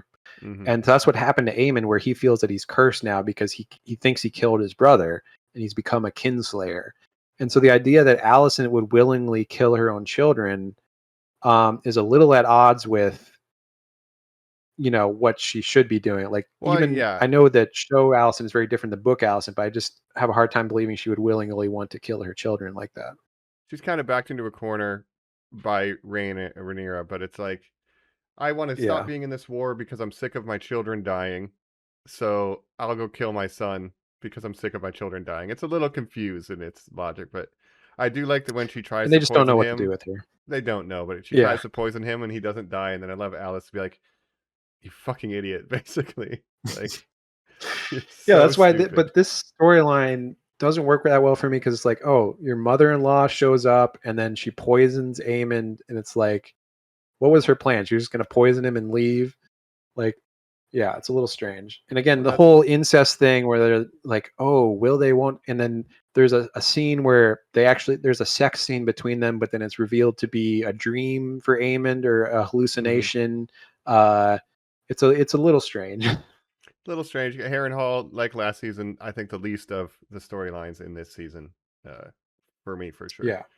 I still like the Harrenhal stuff. I like the idea of like there's something older in this land of Westeros than the dragons and the Targaryens, and they keep hinting at this old magic of the North and the, again, the heart trees and all this stuff, the old gods versus the new gods, which is a big thing in Game of Thrones, obviously.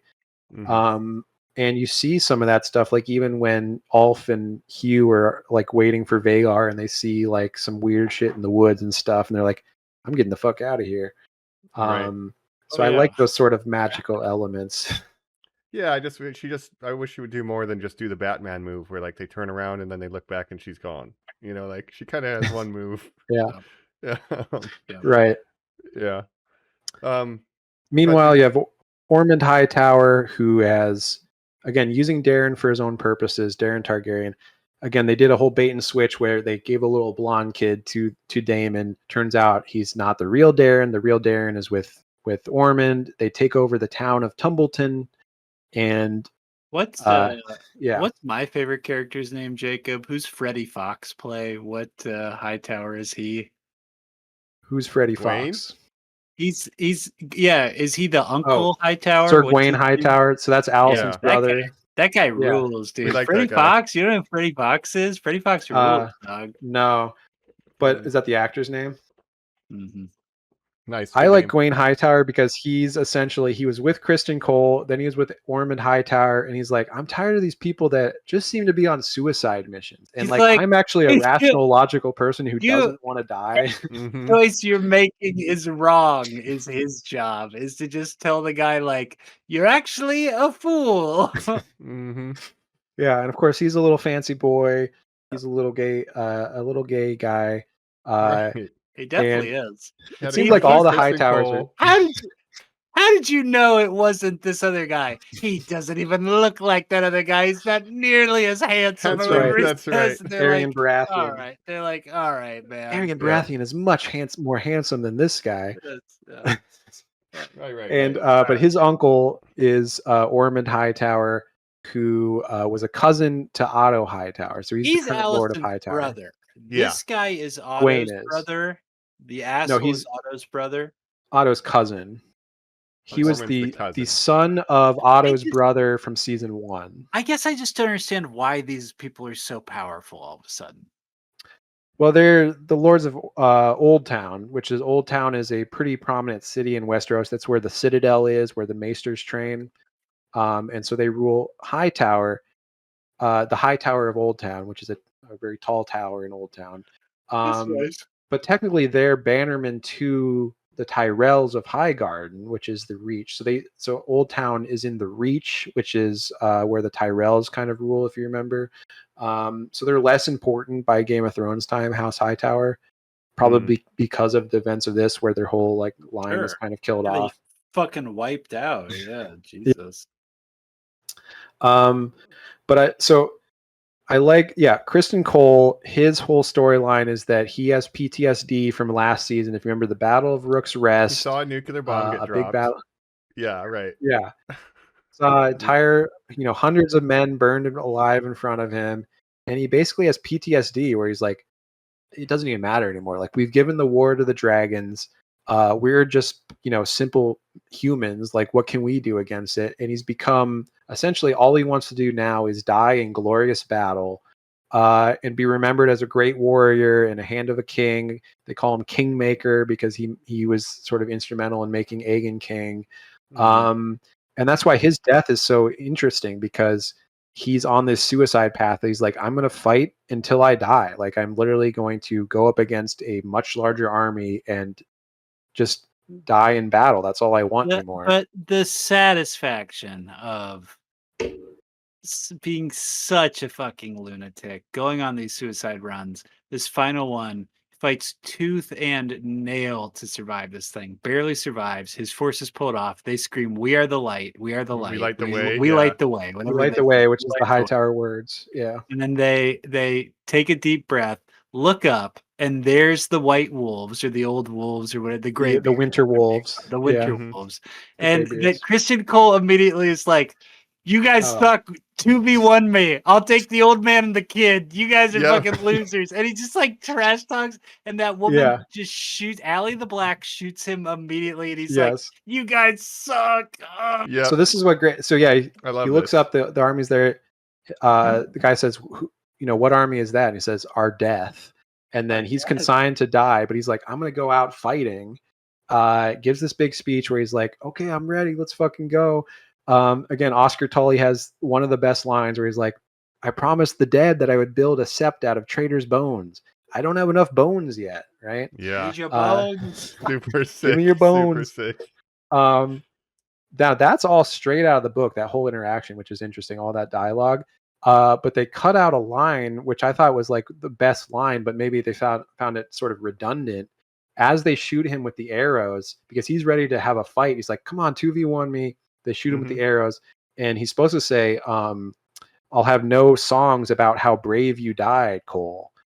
So they cut that out, but maybe they just felt like it was implied. But essentially, But I like that. Yeah. yeah, they give Yeah. him this anticlimactic death. All he wanted was like, he wanted to be remembered by the histories and have a glorious death. And instead, he's anticlimactically shot with arrows. It's like It's what Damon says about the Battle of Tumulton later. He says they will write songs about us. This is history. What we're doing. Yeah, He knows to work that into the crowd. right. Whereas Kristen Cole's just been on this crusade to die, 2v1 me, and then not only does he just get arrows, it's from a woman. Oh, what a fate for Kristen Cole in this world. Not even brought down by a man. You poor thing, right?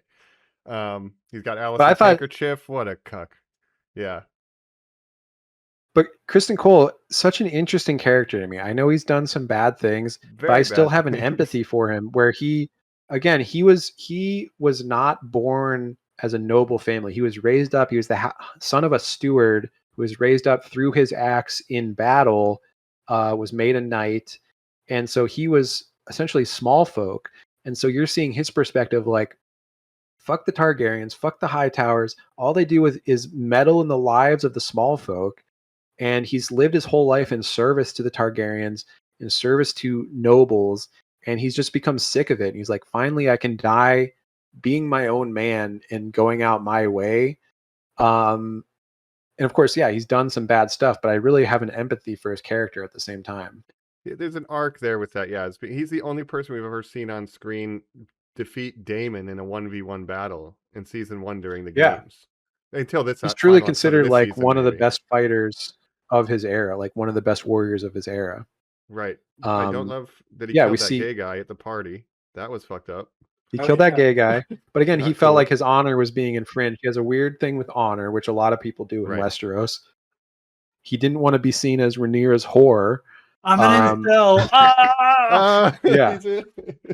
Yeah. So rejected by Rhaenyra, ends up as Alicent's lover for a while. But then at the end, he's like, fuck it. Like, the Targaryens, we've given the war to the dragons. It's beyond our control now. And he has a great scene with Gwayne Hightower in season 2 where Gwayne is like, what do you do? Like, what's the plan? He's like, look, I think it'll be great to die in battle. It'll be a sort of relief to die. And Gwayne's just like, oh, this guy is like suicidal and insane. Well, I think I should be getting on out of here, Cole. Yep. So once he realizes how suicidal Cole is, he just kind of leaves and is like, all right, you can go die. I kind of don't want to die. And then he shows up to his uncle, Ormond, and Ormond is like, look, maybe we'll make a last stand here and we'll die, but you know what? At least we died. Crazy. I am. No. And Gwayne's just like, can everyone just be normal? Like, why are we doing this? And he wants to leave to go back to Old Town. I think even Ormond is like, you can go to Old Town if you want. They probably wouldn't chase down one guy. But then he's worried about Darren. He's like, I can't fucking leave Darren with Ormond. So that's why he's kind of stuck in Old Town. Yeah. The best my favorite scene of him is when he's offering up Corlys later as like a treaty, a bargaining chip. And Corlys is like, here's what we'll do. You'll make Darren the Warden of the North, and you blah, blah, blah, this.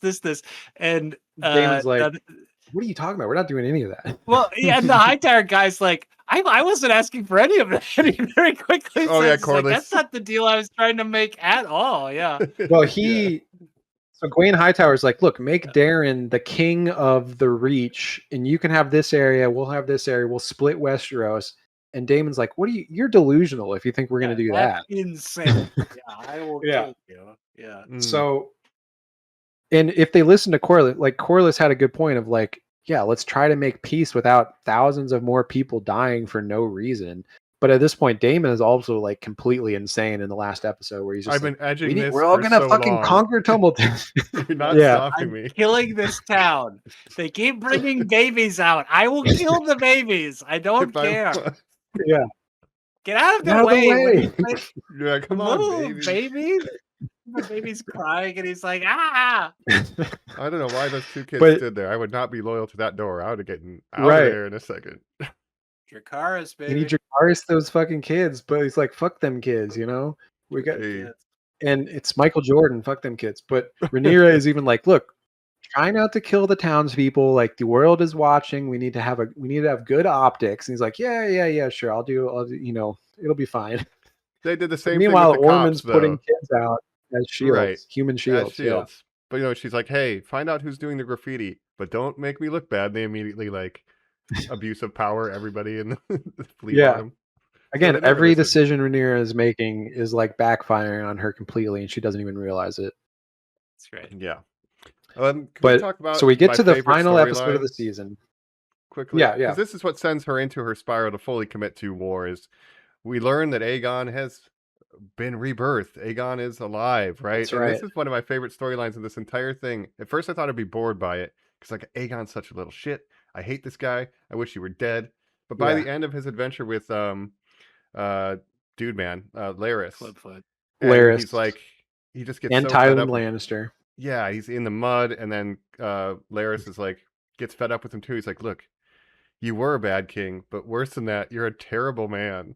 Like, you're just a terrible person to being around. You you suck. Yeah. So he's like, I'm out of here. Like, I love that speech. And then he gets kind of redemption. You guys can just go. Who cares? Yeah, just leave. But by the end of the season, you can only see Aegon as a redeemed hero arc, the way he's sort of been redeemed, and Rhaenyra has now become the villain.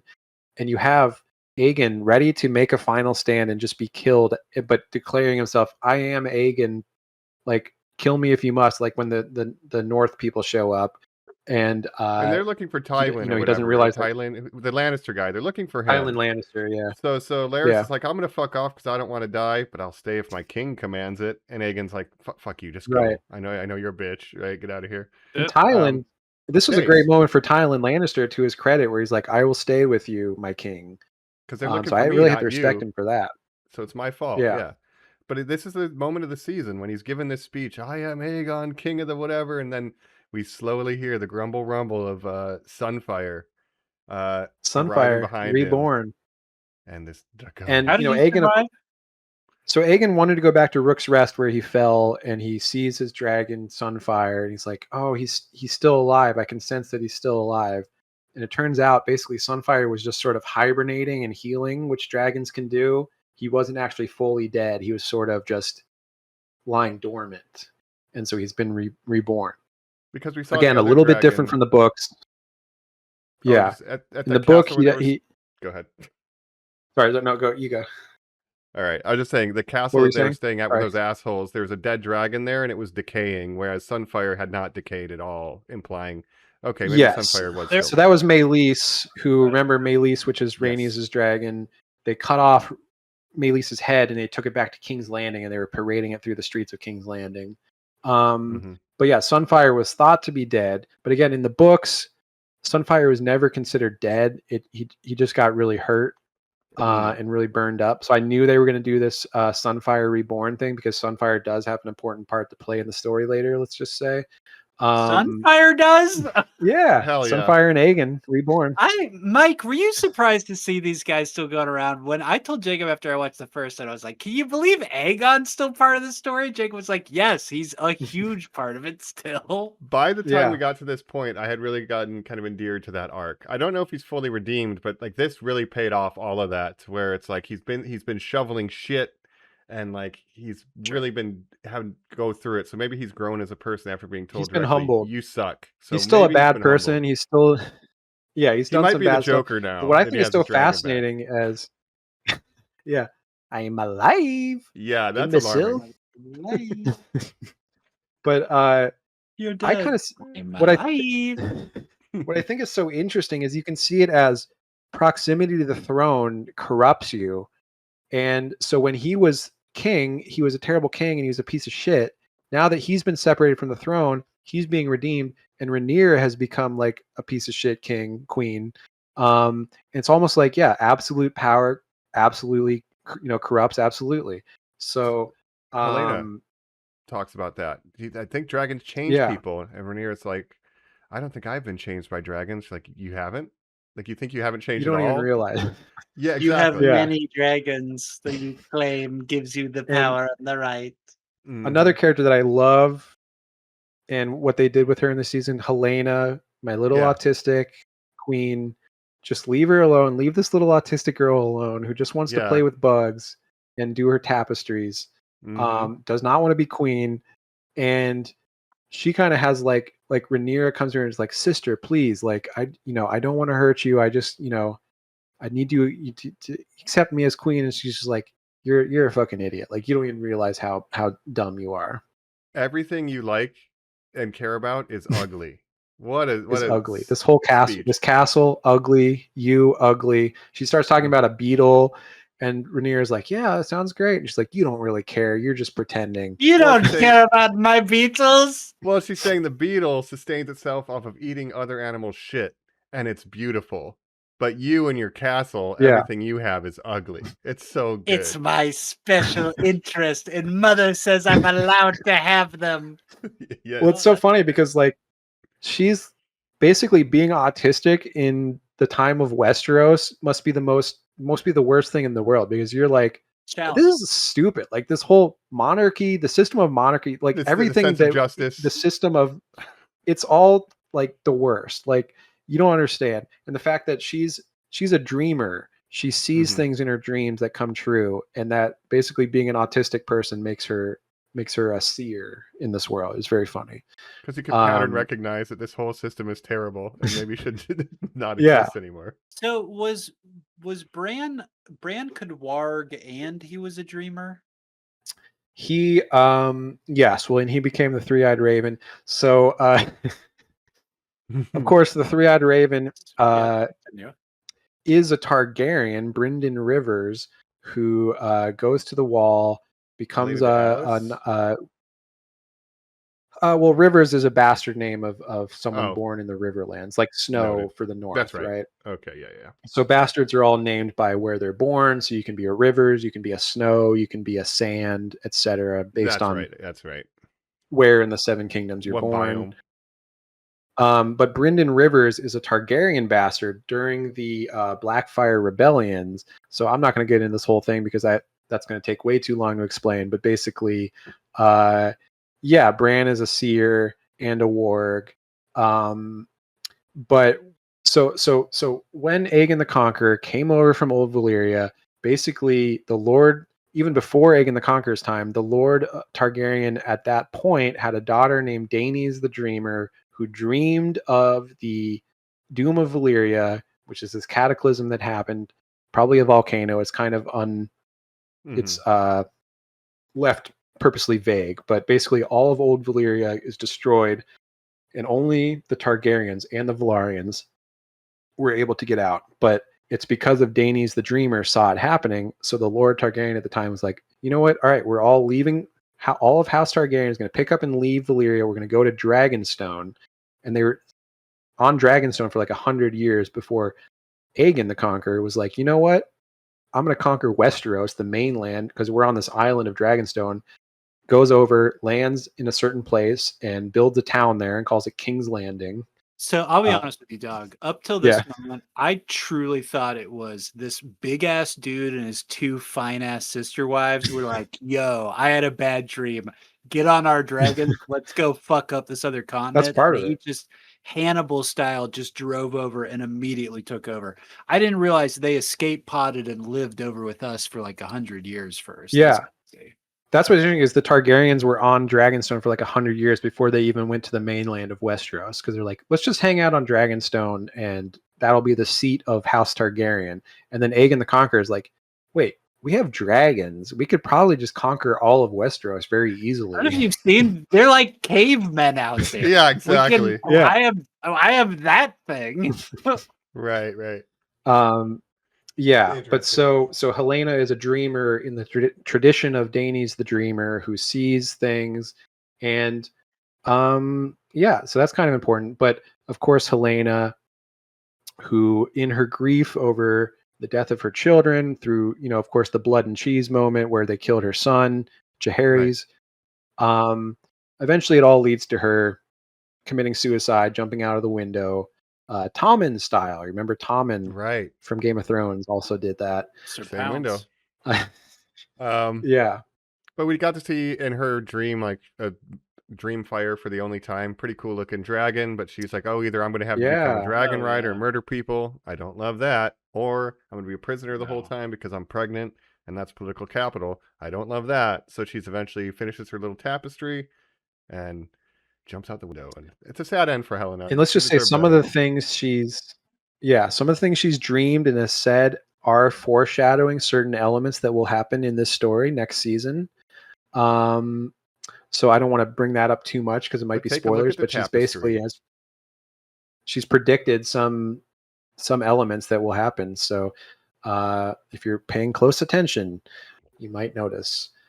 But man, there's a lot to talk about with House of the Dragon. We're back. Sir Colin is nowhere to be found. His dragon, we have no idea where he is. The battle has already begun in Tumbleton, the Rumble and the Tumble.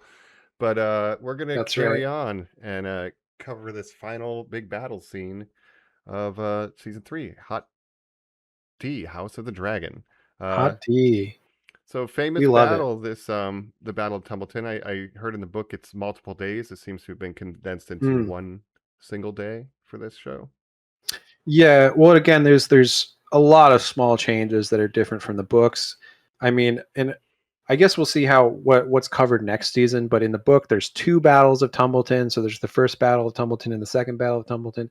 Also, certain people that are there aren't there in the book, so like there's different people, so it doesn't matter that much, but it's interesting. The broad strokes are the same, but like the details are different. Like even with like the Roderick Dustin and Alicent Blackwood and Oscar Tully, like they're kind of stand-ins for other characters that were there instead, but they sort of just kind of condensed it a little bit narratively on Daemon's side, compressing it a little bit. Yeah. Well, in the end of the previous episode before the battle, we do get it set up that Ormond has been kind of courting a befuddled Sir Ulf. Like he's like saying, hey, I'll give you Yeah. the mark or whatever. I'll give you river. He's like driftwood. It's like he's never Oh, gonna do that. Driftmark, which is Driftmark. Yeah. Corliss's castle, the Valarian house. Yeah, but also Um, been kind of but humiliated by Daemon, and he's not gotten anything from Rhaenyra, so he's really kind of frustrated with the whole situation. And yeah, again, this is a thing where the Targaryens, Daemon and Rhaenyra, don't realize how they're treating someone who's given up a lot for them and has, pledged his service as a dragon rider, and they're treating him still like a piece of shit. And it's like, if you just treated him like a little bit nicer, like you could have prevented this, like just let him go to the tavern, have some drinks with his pals. Like instead they just treat him like a servant. And it's like, wait a minute, I'm riding a dragon for you and doing all this stuff for you, and you're still belittling me and stuff. So they don't even realize that they're creating their own enemy, basically. right, and then we also have same thing with kind of Hugh Hammer, who's like, I want a house for my family. I want a house for my family, and he sneaks in at one point, and she's like, I didn't want you to be a fucking dragon rider. Like you did that for you. Like our daughter died. Right. I'm by myself. Like what the fuck, dude? So he's like, I lost everything that I kind of wanted for this job, and I If you haven't gotten remember, anything in return. in season 2, we meet Hugh and his family in King's Landing, and it's like his daughter's sick, they're starving. He's like, look, but then he finds out about, obviously Rhaenyra is looking for dragon seeds to ride these dragons. So he's like, apparently I've, Targaryen blood. So he goes and then, he claims Vermithor. But then his wife is like, look, I'm going to stay with my brother in Tumbleton. So that's foreshadowing last season. But right. What's interesting, so again, in the books, a little bit different. Alf and Hugh are known as the two betrayers. They both defect to the High Towers in the books. In the show, they made Hugh a little more sympathetic with his whole family storyline, where it's like Hugh just wants to protect his wife. In the book, it's more like Hugh wants power, basically. He wants to become a lord. And they knighted him, but they won't make him a lord, and they won't give him a castle and all this stuff. He's like, fuck that. I'm going over to the High Towers. So both him and Alf defect and join the High Tower side. In the show, they made it a little more nuanced, I guess. But Alf is still like obviously a huge piece of shit. But also Alf turns on Rhaenyra's forces, starts burning them, but then he's like, fuck you too, and burns the High Towers. Again, that doesn't really happen in the book because he is working for the High Towers. So just minor differences.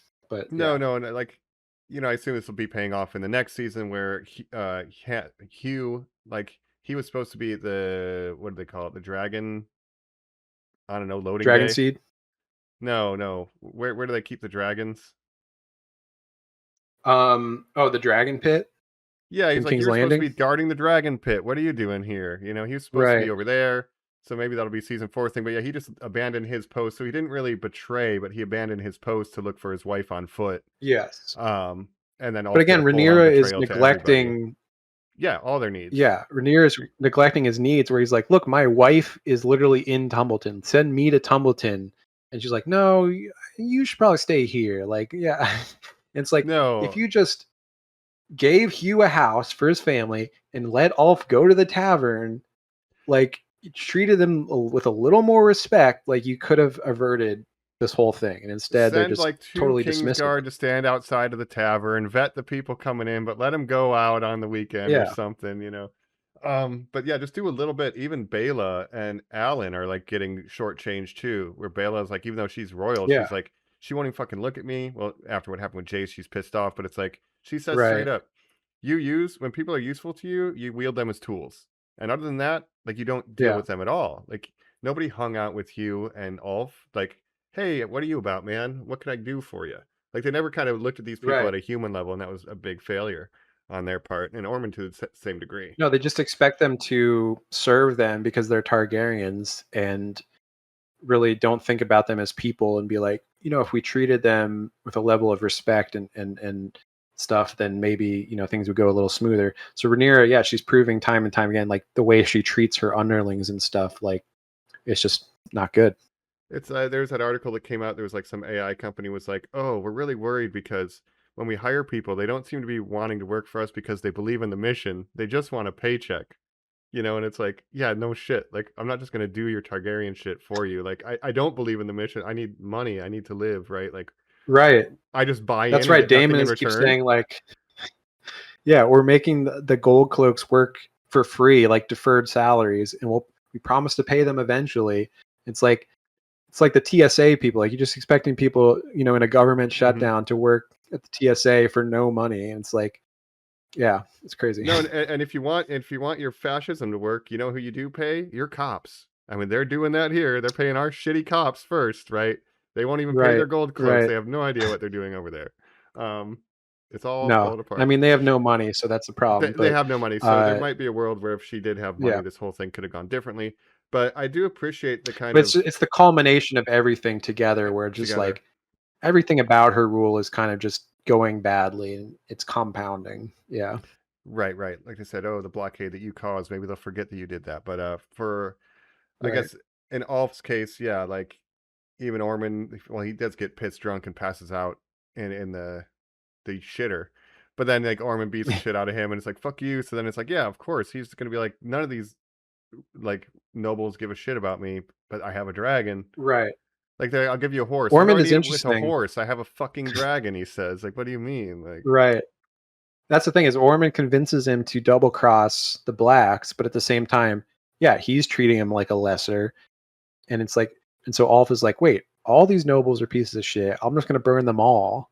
And again, it's a yeah, little different in the books because he doesn't, the burn the whole like greens. him being drunk in the shitter doesn't happen, but he just goes over to the Greens and is like, yeah, I'm Team Hightower now. But yeah, I love Ormond Hightower, who's essentially a Westerosi supremacist, where he's like, Yeah, A, fuck the Targaryens, B, the nobles of Westeros, including, they're incestuous House aliens. Hightower. Right. We should be the true rulers of Westeros. We've been in this lands long before the Targaryens, but he also looks down on commoners because he is, a Hightower. He's like, yeah, obviously the nobles are better than the lowborn. Yeah, he says, never trust the lowborn who comes to a station of power, for they always seem to be wanting more, scheming and cunning to climb higher and higher, kind of thing. As he talks That's about right. that, they have no Yeah. because he always tries to play up that he has this kind of calm collectedness about him, but like a lowborn wouldn't have that. Like, I'm very composed, right? But he's Unless it's actually too not. strong smell. Yeah. Or too strong with smell. I like that about him. These little perfumes. It's got this thing with smells. Yeah. Which I then begs the question: what does Ulf do now? Go to join Aegon and Aemon? Like, look, everybody fucked me over. I don't know where to go. Like, I guess that's the play. Like, it's like dragon? he's sort of double crossed both sides. But obviously Aegon was ready to go over to Tumbleton and be like, look, I'm back, bitches. Like, exactly. bear and fall So in line. I guess that's all you can do at this point, would be my guess. I mean, you've read, it's going to be different from the exact book, but that's my prediction for Ulf is, and then probably Hugh will get chastised for not being at his post or something. His wife's already dead and he might be in a fuck this too situation. I don't know what he's going to do. Yeah, I think he'll go rogue with the death of his wife and everything. He'll probably blame Daemon and Rhaenyra for that because like they could have, not attacked Tumbleton. You could have so he's going to be disillusioned by the whole thing. Any of this happened. Yeah, right. But again, in the books, they're called the two betrayers.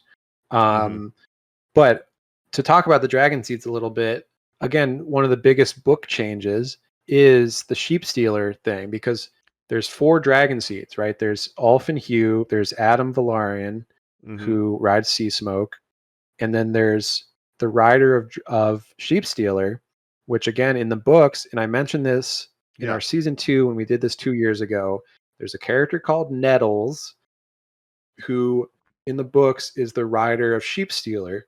In the show, they cut this character out and they gave that to Rhaena, Daemon's daughter, Rhaena, instead. Yeah, they paid lip service to it. What is she doing out there in the nettles? They do, yeah. But that's about hiding amongst the nettles and sheep, yeah. But a lot of people didn't like this change. Now, in the books, Nettles is described as a small brown-skinned girl who was sort of an orphan of Hull, which is the port town of Driftmark, right? So she's sort of a street urchin of Hull who is able to tame sheep stealer by giving him sheep and stuff. but the whole point is, so again, in the books, the Velaryons are not black, right? The Velaryons in the books are described as basically looking like Targaryens in that they have the same blonde, silver blonde hair. Right. But Targaryens are known to have silver blonde hair and purple eyes, right? The Velaryons are the same as Targaryens, except they have green eyes instead of purple eyes. So they still have the look of old Valyria, which is the long blonde hair. So it's not specifically a Targaryen thing; it's just a Valyrian thing. But in the show, obviously they decided to make House Velaryon black, which I actually like that change. Yeah. And also because it makes the whole strong bastards thing more easy to see, and that the Jace and Luke are clearly not Laenor Velaryon's sons. Yeah. In the books, it's just because they have dark hair instead of blonde hair, right? Instead of the whole racial component to it. Yeah. No. Yeah. I got because that. Laenor Velaryon essentially looked like a Targaryen in the books. Just with different color eyes. Right. No, that's fine. And I think so. But my point is with that. So Nettles is kind of the only character of color in the book where it's like, yeah, she's just street urchin that's a brown girl riding a brown dragon. Basically, is how she described. And so they replace one woman of color character with a different woman of color. So some people kind of complained about that. And also that, Nettles is a totally different character from Rhaena in that Nettles essentially, there's not this whole storyline of Sheep Stealer accidentally killing, their own soldiers and contributing to Jace's death and all that stuff. All that is made up for the show. In the books, Nettles is just another dragon seed like Alphen Hugh, who works for Rhaenyra, and she actually becomes Daemon's like right-hand woman in the war, and that she's like she's like his lieutenant and also rumored to be his lover, Daemon's lover. Yeah, so you can't do that now. And well, with his daughter, but right. So Nettles is supposed to be his lover, but basically in the books, after the two betrayers betray Rhaenyra, she becomes paranoid and she thinks that the other dragon seeds, Adam and Nettles, are also going to betray her. So she wants to kill Nettles. And Nettles at this point is hanging out with Daemon. And so she's like, she writes they're staying at this castle with Lord Mooten. And she's like, look, send me Nettles for execution. But Lord Mooten decides to warn Daemon and Nettles. Nettles leaves, never to be seen again. And then Daemon, I don't want to spoil what happens with Daemon and everything, but essentially it all contributes to Rhaenyra's growing paranoia of like everyone betraying her, right? So the two betrayers, she becomes obsessed with this idea that everyone close to her is betraying her, right? She thinks Mysaria is betraying her. She thinks Daemon is betraying her. Like she's just going crazy, basically. No, and I see how the end of this season where she does send Mysaria away. Like, we hooked up. Yeah, she calls Mysaria an Uber. Yeah, I saw that meme. That's very funny. We hooked up with you. Sorry, you got to go. It's like money's on the table. Yeah. And Mysaria is interesting because she's like gets a little close to power and it starts going to her head, and she's like, "Wait, I'm the mistress of whispers now. I can kind of guide Rhaenyra how I want." And then she kind of she's like, "Oh," she gets blindsided by being sent away, and she's like, "Oh, whatever." So that was kind of interesting. Like, she was the one kind of voice of reason because she did know the small folk, and I think Rhaenyra's like, that was never working for me. I need to do what Daemon, I need to be more on the Daemon side of this coin, and Mysaria is too distracting. So get out of here because I got to do some bad guy shit. So she has to fully commit to this fascism, I guess. She has to be evil now. So I could see her like crashing out and being like, "Oh, I have a betrayer." Maybe if Hammer betrays too, it's like she'll just continue to spin out in a spiral of insanity.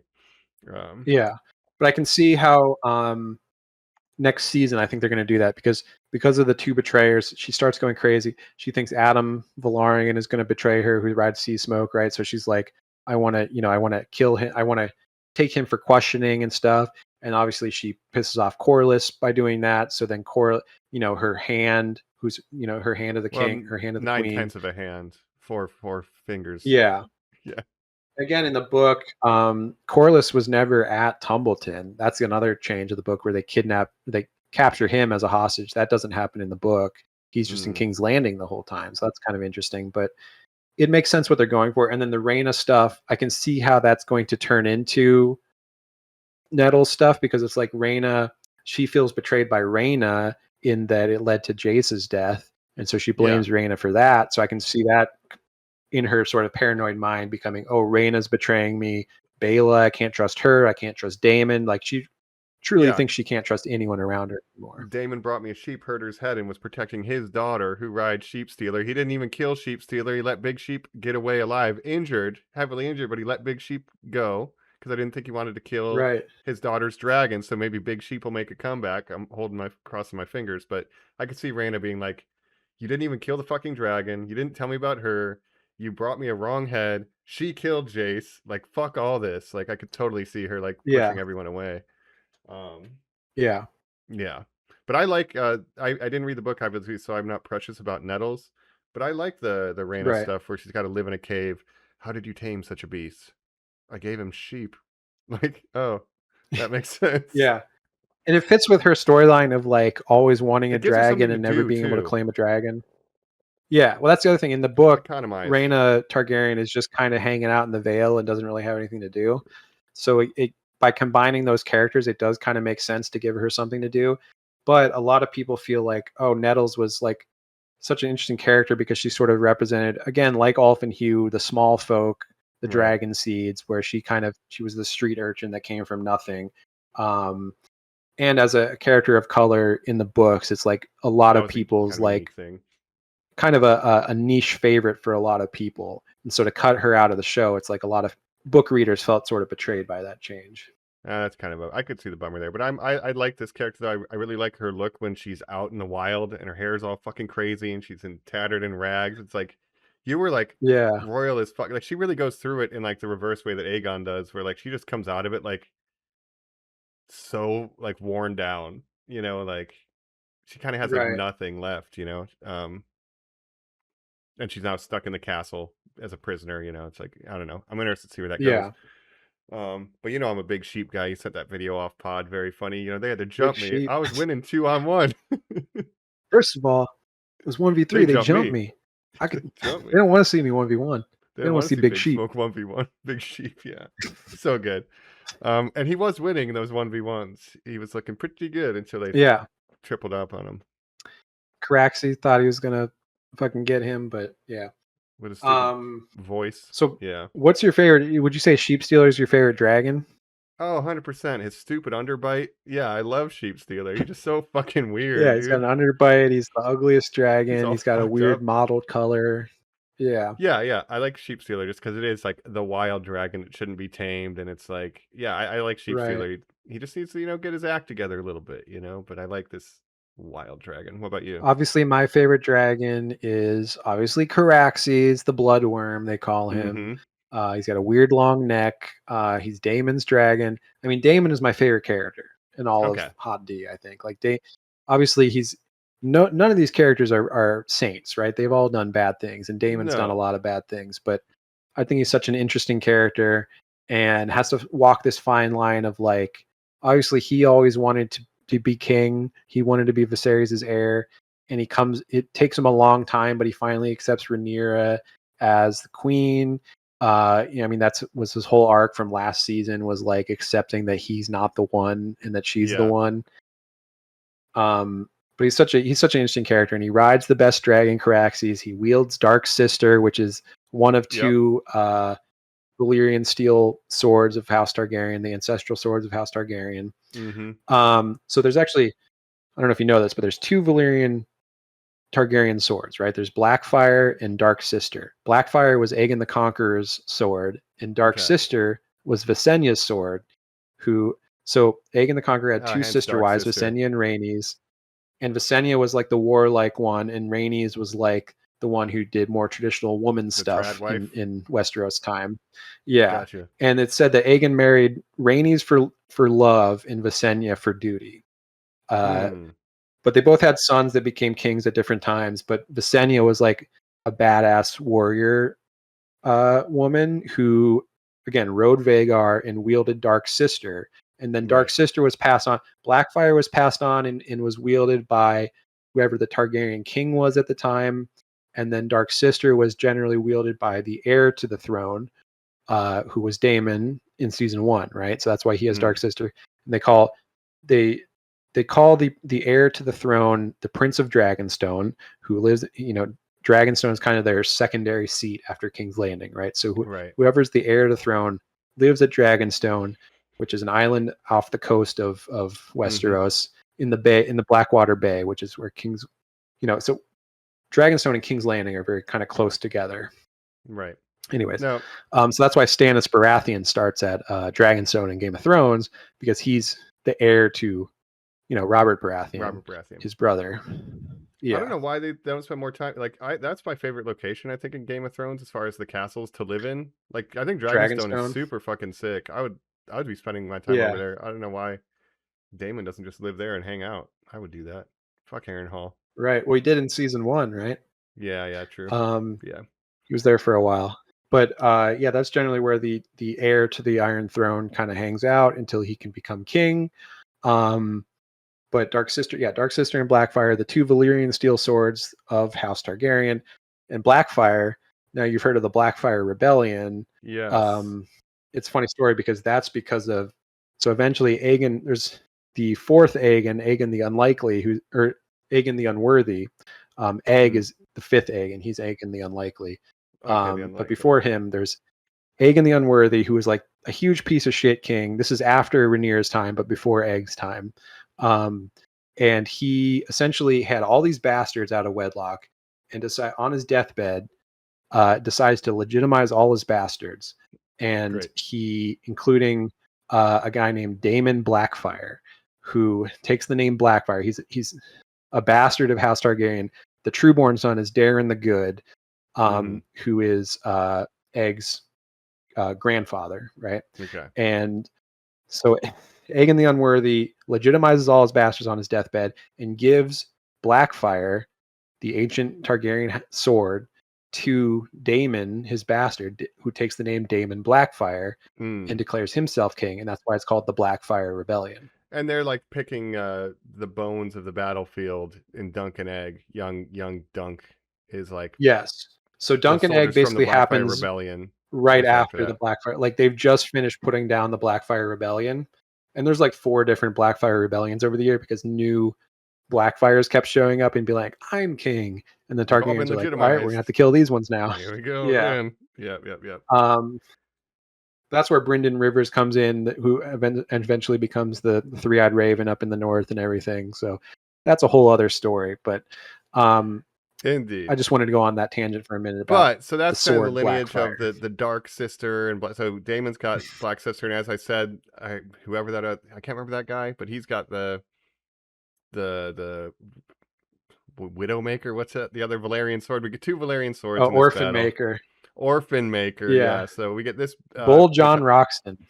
Yeah. Bull John Roxton. This is a good fight between him and Daemon. I like Daemon taking Craxies up to the front door and just like, except for the kids, burning the door down. Ormond is putting all these kids in the line of fire, essentially being like, look, if you're going to sack this city, if you're going to burn it with dragons, you're going to be burning a ton of little kids, and it's going to look bad for you. So he's kind of smart in doing that, even though it's like a super evil thing to do, obviously. It's a super shitty technique, but effective. But smart.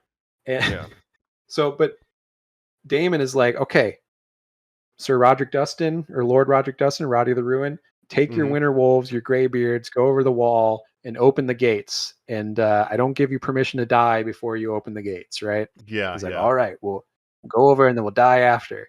This guy's just ready to die.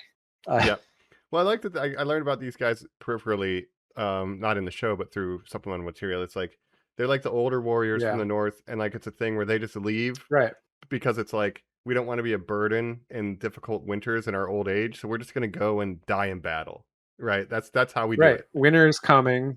Yeah, it's going to be hard. That's what Craig and Stark said. Like, I can't lend you my fighting age men because we're so busy here at the wall, but I can give you all my graybeards who are ready to die anyways. I have these old ass Klingons I can send with you. They're so down to die in honor and glory. Right. I think this is a really good battle though. I like the siege element of it, the hot Yeah. oil, like the way it plays out is fairly realistic as far as like how a siege like that It's a would true be typically medieval going, siege. as opposed to Yeah, the but long with night, dragons. which was horrible. The Yeah. catapults are Yeah. outside of the walls. I hated that. So this is a much more realistic Right. kind of situation we got going here. So I really appreciated that, and going to the south entrances because they were more Definitely. poorly defended, and then going over the wall. I really like this battle. Yeah. And again, the winter wolves going over the walls, and then Roddy the Ruin gets the great moment when the kid hits him with the stick, what and are then you he just thinking, turns around and kid? fucking Murks them. Well, even fucking says fuck those kids. yeah, fuck those kids, Michael Jordan. But yeah, even Damon beforehand, like I know Rhaenyra said, "Don't make me look bad," but he's like, "I don't want the best of you. I want the worst of you." Like he's explicitly being like, Yeah. "Fuck shit up. I don't care." You know, it's battle No, time. Damon's completely like psychotic this whole episode because he's just like so ready to conquer this. Like that's all he wants to do is fight and conquer things. And Yeah, the whole time he's been telling Rhaenyra, like, look, we could conquer Dorne, which Dorne still hasn't come into the fold of the Seven Kingdoms. We could right. take over all the world. We could go over to Westeros and start conquering, or Essos and start conquering Essos and stuff. He's just like he just wants to conquer the entire world and remake it in the image of old Valyria, right? Right. So he's ready to storm the castle. And yeah, you have the great moment of all the kids going out in front of the gate. He's like, get out of the way. Two of those kids stay. He's like, Dracarys is their ass. And I like this moment when he Dracarys is the gate and then Craxy sticks his little head in. Yeah, imagine how terrifying that is. And they did that burn for the door Yeah. practically. They had a giant ass flamethrower and Mm. they just fucking did that for real and like exploded the door. So very That's cool. awesome. Yeah. Yeah. But yeah, the idea of Cracks is sticking his little head in there, and then he, goes in I on love foot. it. But yeah, it's like no battering ram. Just Yeah. like Craxy's up there. I thought that was pretty great. This whole episode, the production value, this whole battle is like so insanely well done. Mhm. And the music is great. Like it's so good. It's probably it's in the contention for the best battle maybe of the series. I would say. I think so. Yeah. Yeah. And even of Game of Thrones, like if you compare Game of Thrones, Yeah, like that's even what I mean. like when Daenerys, conquers King's Landing, it's like this is like a better version of that. When you have Jon Snow on the ground, like seeing everything going to shit around him. That's kind of Damon's perspective, where Damon's in the streets and he's fighting people. Oh man, and it's like a better version of that. Yeah, and Ulf is burning the town that he's in. And then like when the smoke and ash and he can't see, and it's like this kind of disorienting thing like they did in Dunk and Egg. It's kind of this like the fog of war, literally. Like Right. really good job of capturing that. Yeah, this is a really, really good battle. And I like Roddy fucking up Ormond. Gets his hand cut off. That's a proper fucking from the north. Yeah. Yeah. I love that. And then when Ulf and he gets his arm chopped off. Yeah. Yeah. But yeah. And then Ulf goes back to his dragon, starts burning. Like again, Ulf is supposed to be working for Rhaenyra, but he turns around and starts burning Rhaenyra's army. And then he's like, you know what? Fuck you too. Starts burning the town of Tumbleton. And so you have Roddy, who's in the process of killing Ormond Hightower. Mm-hmm. And then Ulf shows up, burns them both. And I love that moment when he's just like, I'm ready to die, basically. He's just like, yeah. Ormond's terrified, and he's just so excited. He's like, this is great. This is better than I expected. Yeah. This is all I wanted. Yeah. Dragon fire. All right. Yeah. One of my favorite characters from this season, for sure. Can't fucking wait. Yeah. Again, I just wish they sort of explained who these people are a little more, like with Alysanne Blackwood. Like, it would be cool to know who, like, I know who that is. And like the book readers, again, they're glup shittos for the book readers. Yeah. But if they could just explain who they are a little more to the normies, I think it would have been better. And even I would agree. They mentioned Sir Garibald the Grey, which is another general there that Damon mentions once, and it's like that's another reference to the books. It's like if we could just get to know these characters a little bit better, and like they never name Roderick Dustin until like the end. I think Damon says Lord Roderick once, but it's like I would have liked a little more, There was some of that, yeah, exactly, because I didn't have really any of that context for a lot of these characters, like the ones on this peripheral, I guess. But yeah, did Ormond actually die here? Because I looked to me like, so after the battle, The fire's raging. Mm. Daemon doesn't know what the fuck's going on. Corlys grabs him, says, "It's over. We're getting out of here. We're leaving. We're leaving, Daemon." Like after they get separated Yeah. from his 1v1, which I think he was losing that 1v1 until Ulf burned the city and helped him out. Bold John Roxon was kind of rocking his shit. I think he was rocking his shit. He almost put his eye out. I was like, "Damn, Daemon." Yeah. I like how So- big and like hulking he is, and he's just like fucking bashing the shit out of him. It kind of reminded me of like the mountain Darth Vader mode from late game, Yeah. the Throne season. But yeah. But And then Ormond, I think he was burned alive by Ulf, no? when they showed him on the ground, I think they show him on the ground, and I think he's not fully dead. Maybe he is, but I only Really? seen it one time, but I thought he might have like a Darth Vader thing. He might just come back all burn up and be like, "I'm even more mad." And now It's maybe 'cause he's possible. so vain. So my thing is he might. I mean, be I alive, can't but I'd have predict, to rewatch because it. with the changes that the show makes, it's totally possible because they could do anything really. But I think he's dead, but I do think obviously Gwaine Hightower is still alive. Darren We don't know where Targaryen is Darren still is. alive. We don't know where they are. Yeah, I we think- haven't seen them. But I yeah. think he's alive. And Yeah. Bold John Roxon is still alive. So I think they'll play parts in the next season so that the Hightowers continue, but I would be surprised if Ormond came back, but it's certainly not impossible. Yeah, I'll have to rewatch just that final scene because I swear I was like, "Whoa, is he going to come back?" Because he's such a good villain that I think like an even more Yeah. scorned and pissed off Ormond could be an interesting character.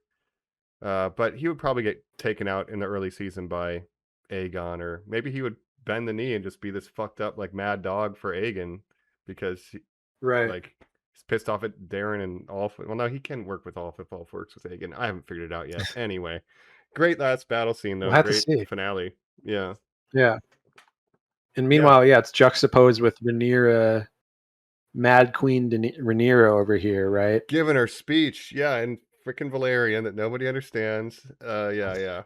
But first of all, I like that she puts on this like crazy. She's got like the chainmail hood with her crown on top. She's got like her whole battle wardrobe on. This diagonal like red eye shadow like across her eyelids. She's got some That's crazy pretty eyeshadow. And she's like, you know what? So basically, the High Septon of the Faith is like, Aegon coming back, being reborn. It's a sign from the gods. Aegon and Sunfire both being reborn. It's like some kind of miracle because remember, she told everyone that Aegon is dead, right? So she declared Aegon dead. So the fact that he's now alive, like the commoners don't know that he just escaped. They thought he literally had been came anointed by the Septons, right? So like, for him to be so they see that as a sign. Is a huge sign, right? And so the High Septon is like, well, fuck you, like. Obviously, it's Aegon as king. You're just a princess. So she goes over to the Sept and is like, "Look, anoint me, or I'm going to kill you."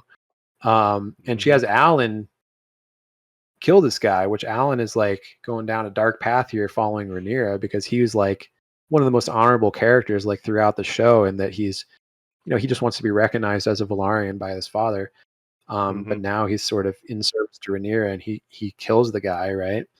And that's very similar to Daemon being like, "You got to kill Otto. It's got to be you. Like, you got to get blood on your hands. It's the only way this is going to work." Alan. But from the commoner's perspective, like she just murdered basically the Pope. She killed the Pope and is now doing this crazy High Valyrian speech. Meanwhile, Aegon has been reborn, and you just hear tales of him and how him and his dragon have both been reborn, even though they were burned. And it's like, what would you think if you were, a random person in King's Landing? It seems pretty, obvious that Rhaenyra is not the true queen. Yeah. All right. So the queen that just took over, that has not been confirmed by the Sept, here's news that the king is resurrected and kills the Pope. That's not suspicious at all, right? Like if you're a regular person on the ground, you're like, I don't know. So yeah, really bad optics for her. It'd be weird if like you had like a totalitarian leader that was beefing with the Pope. Wouldn't that be weird? To like live in a place that would be where weird. that was happening. Yeah. What's funny is like the faith of the Septon in Westeros history has been at times at odds with the Targaryen kings, because again, they in the faith of the Seven, which is essentially analogous to Christianity, right? even though it's interesting because they have a 7-face God, so it's sort of a polytheism versus Christianity. Although Christianity, you have the Holy Trinity, the Father, Son, and Holy Ghost, who are all part of like All the same one God, thing. right? Yeah. So the 7 has the same idea where it's 7 faces of one God. Homelander. So it's the Yeah. many-face God, right? But so the faith of the 7, when Aegon the Conqueror first came over, one of their biggest sins within their religion is incest. They see incest as an abomination. So they're like, Targaryens marrying their sisters and stuff. That's kind of, we don't really agree with that. But they were like, you know what? Aegon the Conqueror can do it, but nobody else can. So they were cool with him doing it. They wrote a special exception in their rules that are like, They gave him a Targaryens can pass. marry their sisters, but nobody else can. That's why it's such a big deal in Game of Thrones with Cersei and Jaime Lannister, because it's very much seen as a sin in the eyes of the 7. Only the Targaryens, they have an exception because they're the blood of old Valyria that they can do it. But if any other noble house would try to do it, it would be a huge scandal. I see. And actually, at one point, the Faith of the 7 was in civil war against the crown. They were actually in active rebellion against the crown at one point, because after Aegon the Conqueror dies, then his sons, they want to marry their sisters. And they're like, okay, Aegon the Conqueror, he was the conqueror, so it's cool, but we can't just have anyone doing it.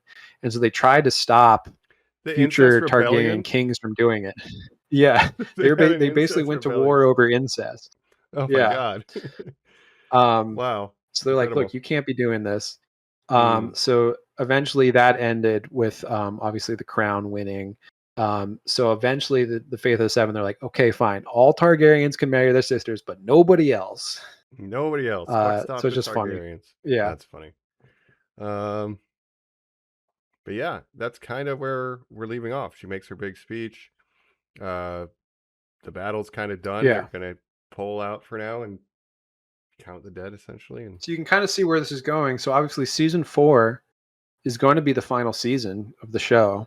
okay, So cool. we're 3/4 of the way through the show.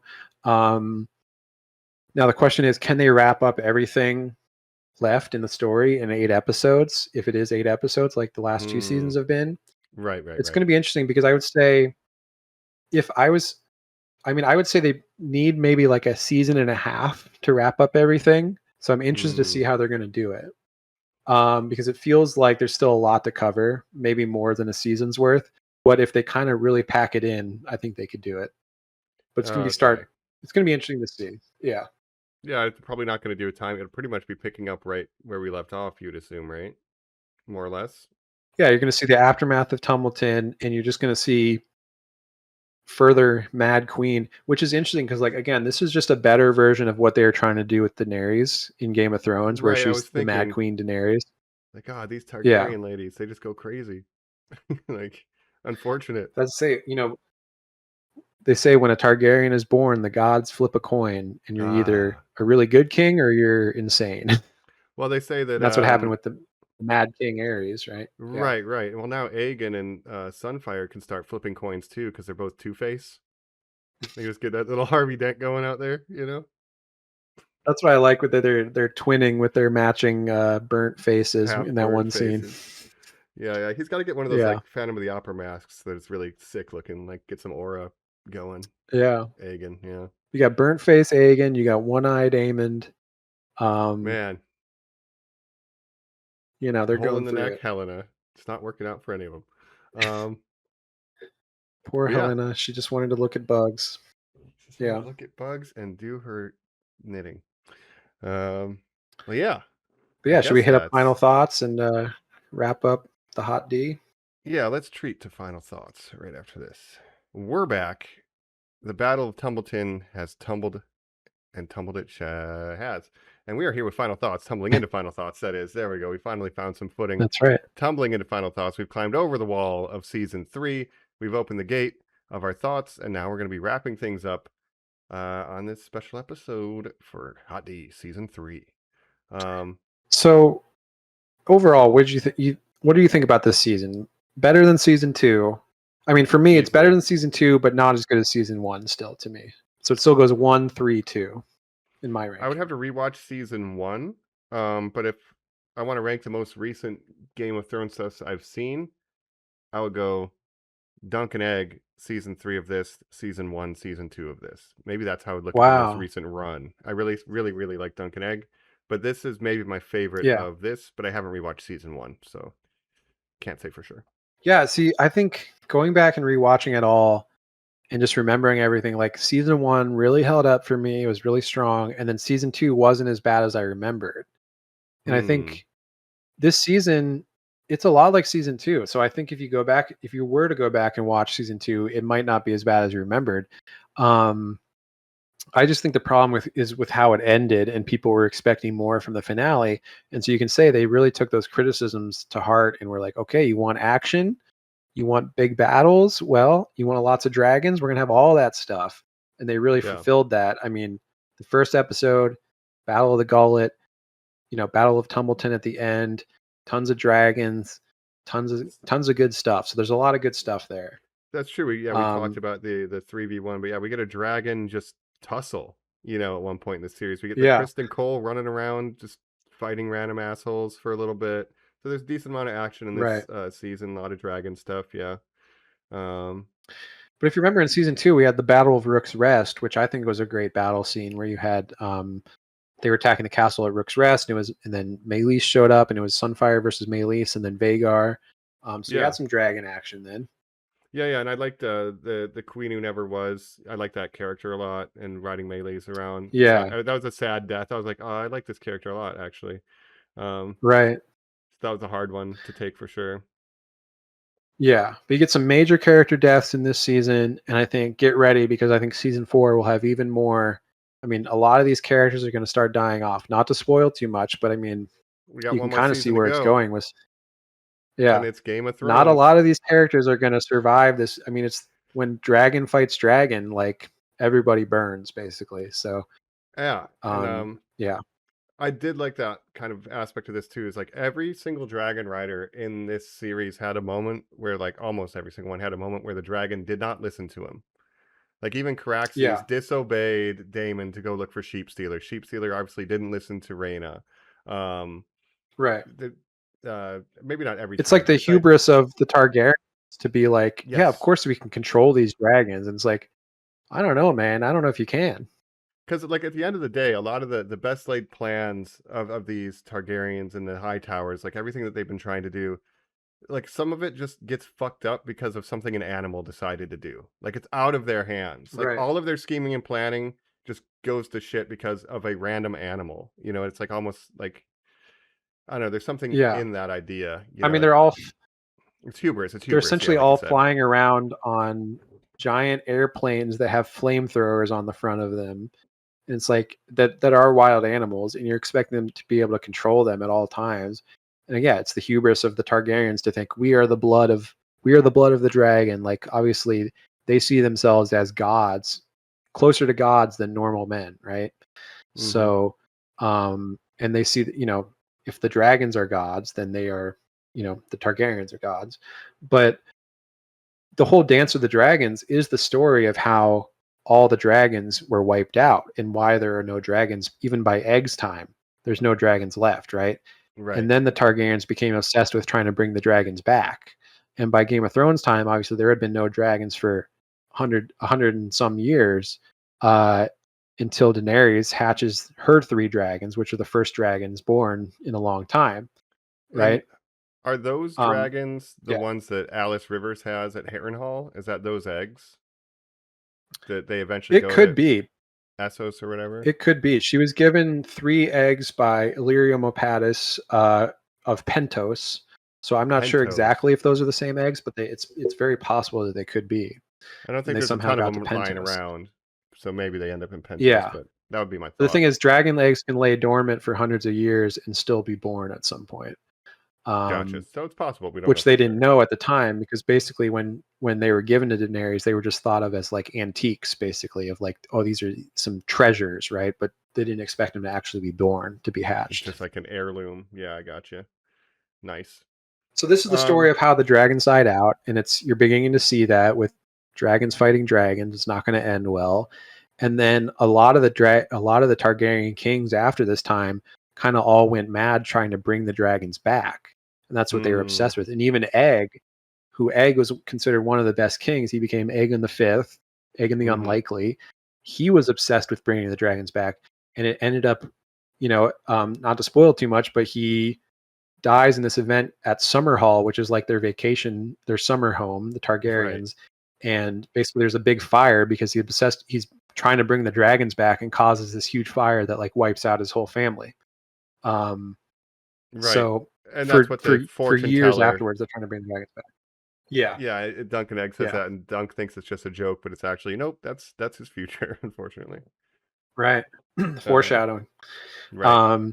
And the Mad King Aerys, Daenerys' father, was obsessed with bringing the dragons back. And so throughout the line of Targaryens, you just see them like, once they all die out, they're just constantly trying to bring them back because they realize like without dragons, they're just like normal people.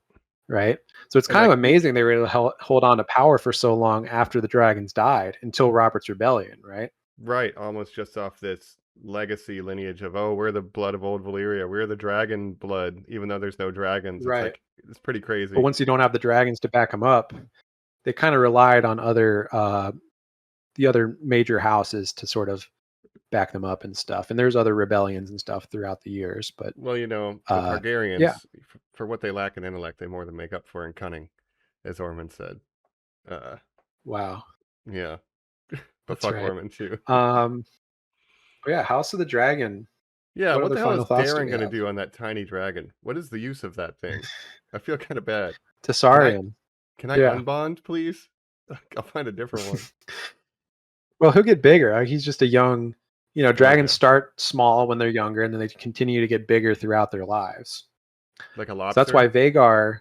They just keep getting bigger. They just keep growing forever. Balerion was bigger than Vhagar when he died. He was like the size of like a Boeing 747, basically. And Vhagar was smaller in Aegon's time, Aegon the Conqueror. Not that much smaller, but still very big. But he's bigger. She is bigger now than she was then. I see. Yeah. So she's the biggest now. But just imagine how big Balerion is. And actually, you can see Balerion's skull at various times. Like that's the big dragon skull that is in King's Landing. That's Balerion's skull. Even in Game of Thrones time. Scale. Gotcha. Yeah. If I were Mysaria... But I like I like how different all the dragons are, and they all have their own personalities and colors and looks and stuff. It's pretty cool. No, like Caraxes has that very weird like trill noise that he makes, but like it reminds me of the noise that King Ghidorah makes in some of the Godzilla movies, where it's like, it's a super badass monster, but it has like a really weird voice. I like that. That's like a thing. That's like, sort of a chirping sound. Yeah, like this fierce looking thing. The voice doesn't quite match. Big sheep, dude. I like Sunfire too. Sunfire is called Sunfire just because of the brilliance of his golden scales, and he's like the most beautiful dragon because he's just this beautiful golden shining dragon, and then he gets disfigured by fire, so there's kind of a thing going on there. Right. But I think that resurrection myth is going to go a long way in getting Aegon support going forward, and to see Sunfire return. I was just saying about Mysaria, like, man, that was a pretty good Uber. They got you at Uber Black. They were like, we'll take you where you're going to go to the Ritz, the Ritz Hotel. You'll be good. Like, you can get a manse. I would have just stayed on the cart. You can get a manse over in Pentos and Essos. Servants. Yeah, I'll do that. Yeah. That sounds good, but the thing is, she got a taste of power, and she's like, wait, I can't leave this behind and just go live in a manse somewhere. Like, I need to be, things are happening here in King's Landing. I need to be involved, No, I would have taken it's the trap of like, power corrupts, right? You can't get, it's so addicting. I think she has a hand in Helena killing herself too, because she's like, hey, don't trust the queen. She's never going to let you be free. And I think that kind of put that in Helena's mind. She was right. I am kind of fucked. She was right, but I think like, she might have talked her over the edge metaphorically or to a degree. Like, damn it is hopeless. Mysaria is interesting because like she thinks she's Littlefinger, but then she immediately like gets sent packing when she starts reaching too much for power. And then I think Rhaenyra kind of realizes like, oh, she's just telling me what I want to hear, kind of. And Mysaria is not as smart as she thinks she is to a certain degree, and then she gets sent packing. Yeah. I will reiterate that I do not think this if Rhaenyra had taken power and there was the gold and she had some resources to actually deal with the issues like the money, the capital, I think there's a world where this doesn't go so horribly. I know that she's Yeah. making the wrong decisions, but it's because she doesn't have the resources required, so she's kind of forced into these impossible situations. So I want to give her a little bit of credit because she does go crazy and become full on like fash mode, but I don't think You can see the events that lead to it, though. right. But there's And a world where the it thing is, didn't she have to end always up has that good way. So intentions. yeah, She has she has good intentions in that even when she's like, you know what, it's kind of fucked up that all the noble houses are like hoarding all this food and stuff. hmm Meanwhile, the small folk are starving. And so she has that dinner of rats, right, where she which that invites was all the nobles to this pretty banquet. iconic. Yeah. hmm Yeah. And so she's our socialist queen. So she's doing her best, but then it's just backfiring because then she just manages to piss off all the noble houses, and the small folks still don't appreciate her even though she's trying because they don't realize what she's doing, but they just see her as like this mad queen. Um and meanwhile, they're getting psyoped by Ormond Hightower, who's like spreading these lies, like having people write Queen of Bastards and But graffiti yeah, and you'd stuff. think maybe if I had money for the gold cloaks, we could have maybe financed that situation and kind of gotten to the bottom of it. Maybe it's like Yeah, they all quit on the job because there was no money, and then it just now everybody's getting attacked in the right. streets, and they say, "Well, But it's like a Reina lot of little sucks." things Death by a that thousand are adding cuts. up. And yeah, but I like how they do that. It's a really Oh kind yeah, of gradual descent to into what we take see the in the last heroic episode. character and by the end of this make them the villain, and then again the reverse with Yeah, Aegon. I think it's very well done. I feel bad for her because like they really fucked her I do over too. with the situation she inherited, not to do the previous, And that's why she's a what- great character, because she's such a complex character. And I yeah, think also she was kind of broken by the death of her two sons, right? hmm Losing Luke and then losing Jace kind of broke something inside of her. And so she might have even been a better queen before that, but she's losing people close to her. People are betraying her, and she's just slowly it's all happening inside of her mind, and she's just getting more and more paranoid.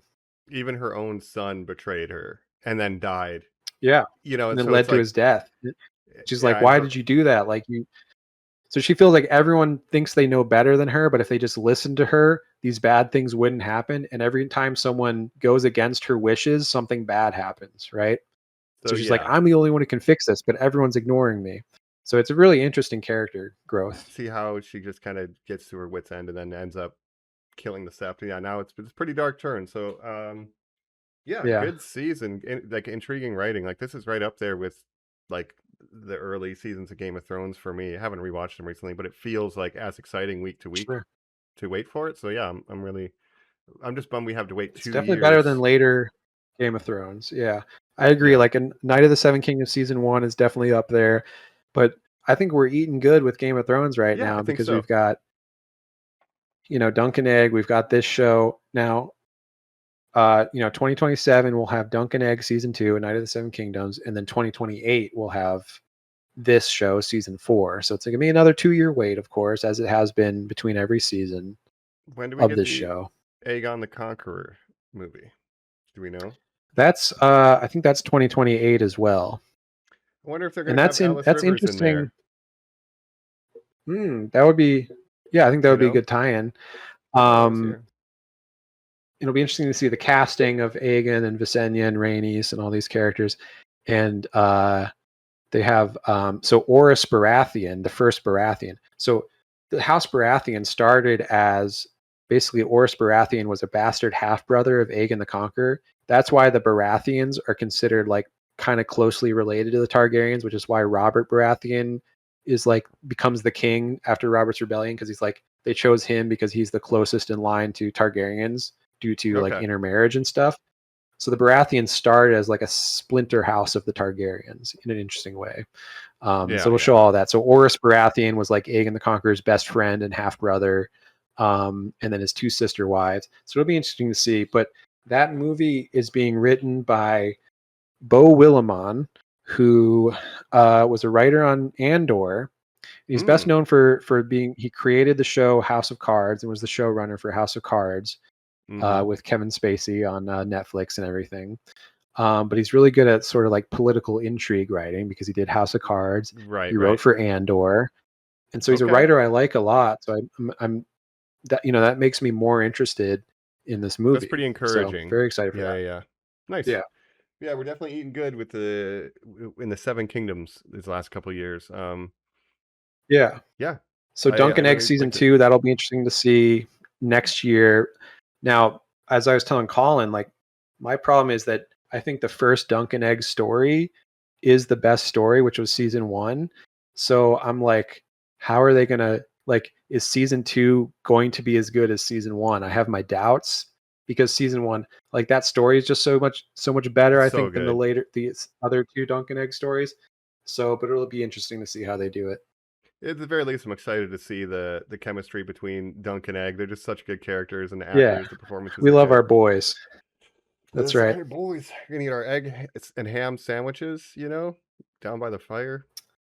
Yeah, That's right. And remember, Egg is a distant ancestor of Rhaenyra. that's right. So, That's right. of course, all the Targaryens are related Yeah, in a way. I like the end And of then Egg leads to negotiation. Daenerys. Where Yeah. the fuck is Aegon? Because he ran away without Yeah. permission and lied to Duncan. Very good. Right. But yeah, House of the Dragon season 3. I liked it a lot, and now I don't I know what liked I'm it a gonna do lot. on Sundays. I know. I'm sad that it's over. I wish it was 10 episodes instead of 8, just so we would have more dragons. Mm-hmm. But I'm happy with what we got. I will say I think it's closer in season 2 than to season 1 because there's certain storylines I still feel like were unnecessary or they didn't know what to do with certain characters. Alicent, Mm-hmm. Aemond, even the Rhaena sheep stealer story. I don't love just because I Just like understand the what they're book doing, version.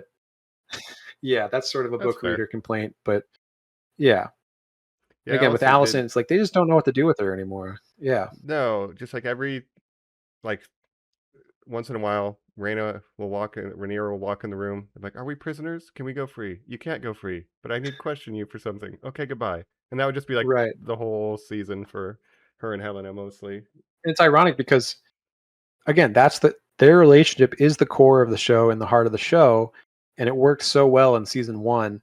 But at this point, Allison's just not important to the story anymore. But they still have this relationship, so they still have to keep her in some way. But it just feels like unnecessary. Oh God, yeah. Yeah. And as we wrap up, to really like go to the next season, it's like you tried to kill Aemon, Helena's dead. Like, what do you Yeah. do? Do you go back to hang out with Back to Rhaenyra and see Aegon. that she's gone crazy? Like, do you go to Aegon and you're not Aemon's not going to let you hang out with him. You tried to murder him. Like, what do you mean? Like, you can't go hang out with them either. Right. So where the fuck do you go? So I don't know what Yeah. she's going to do next season. I guess we'll see. But Yeah. she would not be stoked at what Rhaenyra's doing if she does get back to King's Landing and finds out that Helena's dead. No. Well, I think that could, yeah, once you find out that Helena's dead, like that could really cause another rift in her relationship with Rhaenyra because she'll blame Rhaenyra for it. And that, again, she was the last, like, Helena was the last child that she really cared about. And now she's like, well, now I just have my fuck up sons. Doesn't Helena have another daughter that's still at the castle? Yeah. Right? Jaehaera. That's So she had Jaehaerys and Jaehaera, and there's the blood and cheese thing where they killed Jaehaerys. And right. again, in the book, she had 2 sons and a daughter. And the whole thing with blood and cheese, I don't want to get into this because it's going to take another whole 10 minutes to talk about. But it was a book change that George R. R. Martin himself didn't like and wrote a whole blog post about it. And that's what caused the falling out between him and Ryan Condal, the showrunner of this show. And I talked about this I a bunch see. in our season 2 episode, Right. but basically he felt like Benioff and Weiss in Game of Thrones, they sort of did him dirty, and he had a bad relationship with them by the end of that show. And he thought this show is going to be different. Him and Ryan Condal developed it together. If you see the created by credit, it's created by Both Ryan of them. Condal and George R. R. Martin. And in Mm. season 1, he was heavily involved. In season 2, he was not involved. They started making more book changes, and he was like not happy with that. And now his relationship with Ryan Condal is completely broken to the point where he again wrote a whole blog post dissing this show and the changes and Oh, being no. like, it's its own thing now. It's no longer my story. So he sort of disowned the show, which he hasn't done. And again, with Knight of the Seven Kingdoms, that's the one now he's like, look, this time, we'll get it right this time. So and I think after seeing season 3, he might have to, he might have gone too far, because I think it's not as bad as he thinks it is. But again, he's the creator of all of this. So he's the George Lucas of this world. So if he feels betrayed, then I get why he feels that way, but I wish they had a better relationship. If you're not with me, then you're my enemy. What an uphill battle for a showrunner to have the creator of the world be like, I hate this show. It doesn't match my book. Like, that sucks to try but to it went from, because that. he's like, this show's going to get it right, because Game of Thrones fucked it up so much in the end that he was like, look, I got the right guy, Ryan Condal. This show's going to be great. And then by season 2, he's like, fuck this show. Never mind. Duncan Egg will get it right. Yeah. And the showrunner of Duncan Egg started as a writer on this show. So, oh, no kidding. Yeah. Right. But again, he's got his own thing going on. I'm hoping that The Winds of Winter will come out one day, the 6th book in the series. I'm hoping so for you, but I'm hoping for your sake that it comes out sooner than later. He has a blog that he'll post on sometimes, and he wrote his first blog post since February recently, and it was very depressing, where basically he's like, yeah, I'm like 74 years old now. I'm depressed. Getting old is not fun. You have all kinds of health issues. All my friends are dying, and it just seems like it's going to get worse. It was a very depressing post. Oh, geez. And he also did not mention this show, Hadi, at all. He did mention Knight of the Seven Kingdoms. He said, like, one highlight of this year has been A Knight of the Seven Kingdoms getting 9 Emmy nominations. Didn't mention this show at all, which is crazy. Yeah. So he really feels that way. But I'm still hoping that one day The Winds of Winter will come out. We also there's a play, The Mad King, which is going on in England right now in the West End, which is a play not written by George R. R. Martin, but based on, obviously, events in the world but it's about the events that led to Robert's Rebellion, basically. That looks super cool. I'd love to see, but it's only in England right now. I'm hoping one day there'll be a video of it or something that I'm able to watch. Yeah, get like a front row seat, do it in that VR. Let me just watch it that way. Yeah. Or if it comes to America, if it comes to Broadway, I still won't be able to go because I don't live there, but in New York. Sure, you could do Pantages in Hollywood. Yeah. I might tour it over there. But I hope we get to see it. I'd be curious to check that out too, just as someone who's kind of slightly more invested in this world. I don't think I'm ready to go fully to the book plunge unless it's audiobook. But I do like the Game of Thrones world. I like the setting.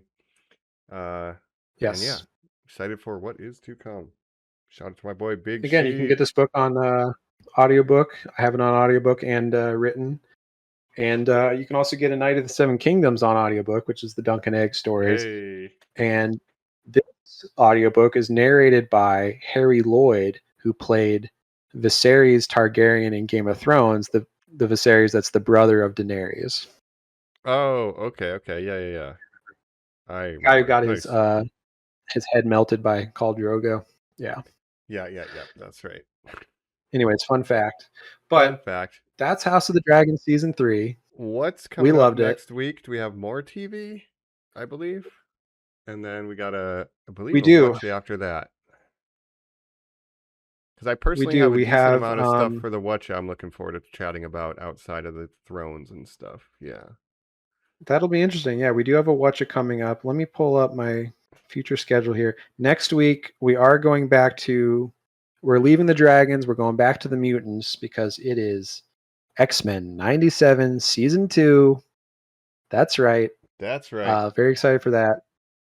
And then we have a watch it after that. And then we'll end the month of August with, again, our X-Men long form series with X-Men Origins Wolverine. It's truly the month of mutants.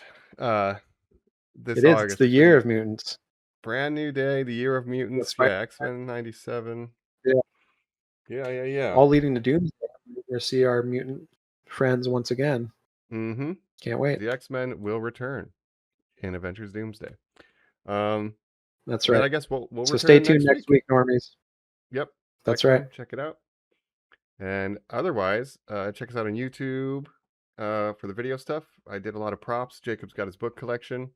So definitely peep that. And give us a like, share, subscribe, and bend the knee on every platform that you listen to us. Yeah, appreciate That's it. right. I guess Winter is we've been- coming. winter Fire is and blood. coming.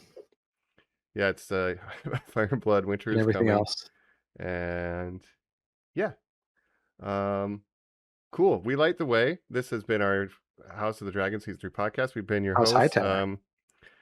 Yes, I've been Mike Arian, this crown wearing guy. Yes. That's right. And this is King Jake Harries, the Conciliator. All right. I love your dragon egg there. Beautiful. I gotta hatch Shiny. my little dragon eggs, you know. Okay, take it easy, Normies. We'll catch you next week. Catch you next week. Dracarys. Bye. I'm alive. I'm alive. Imbecile.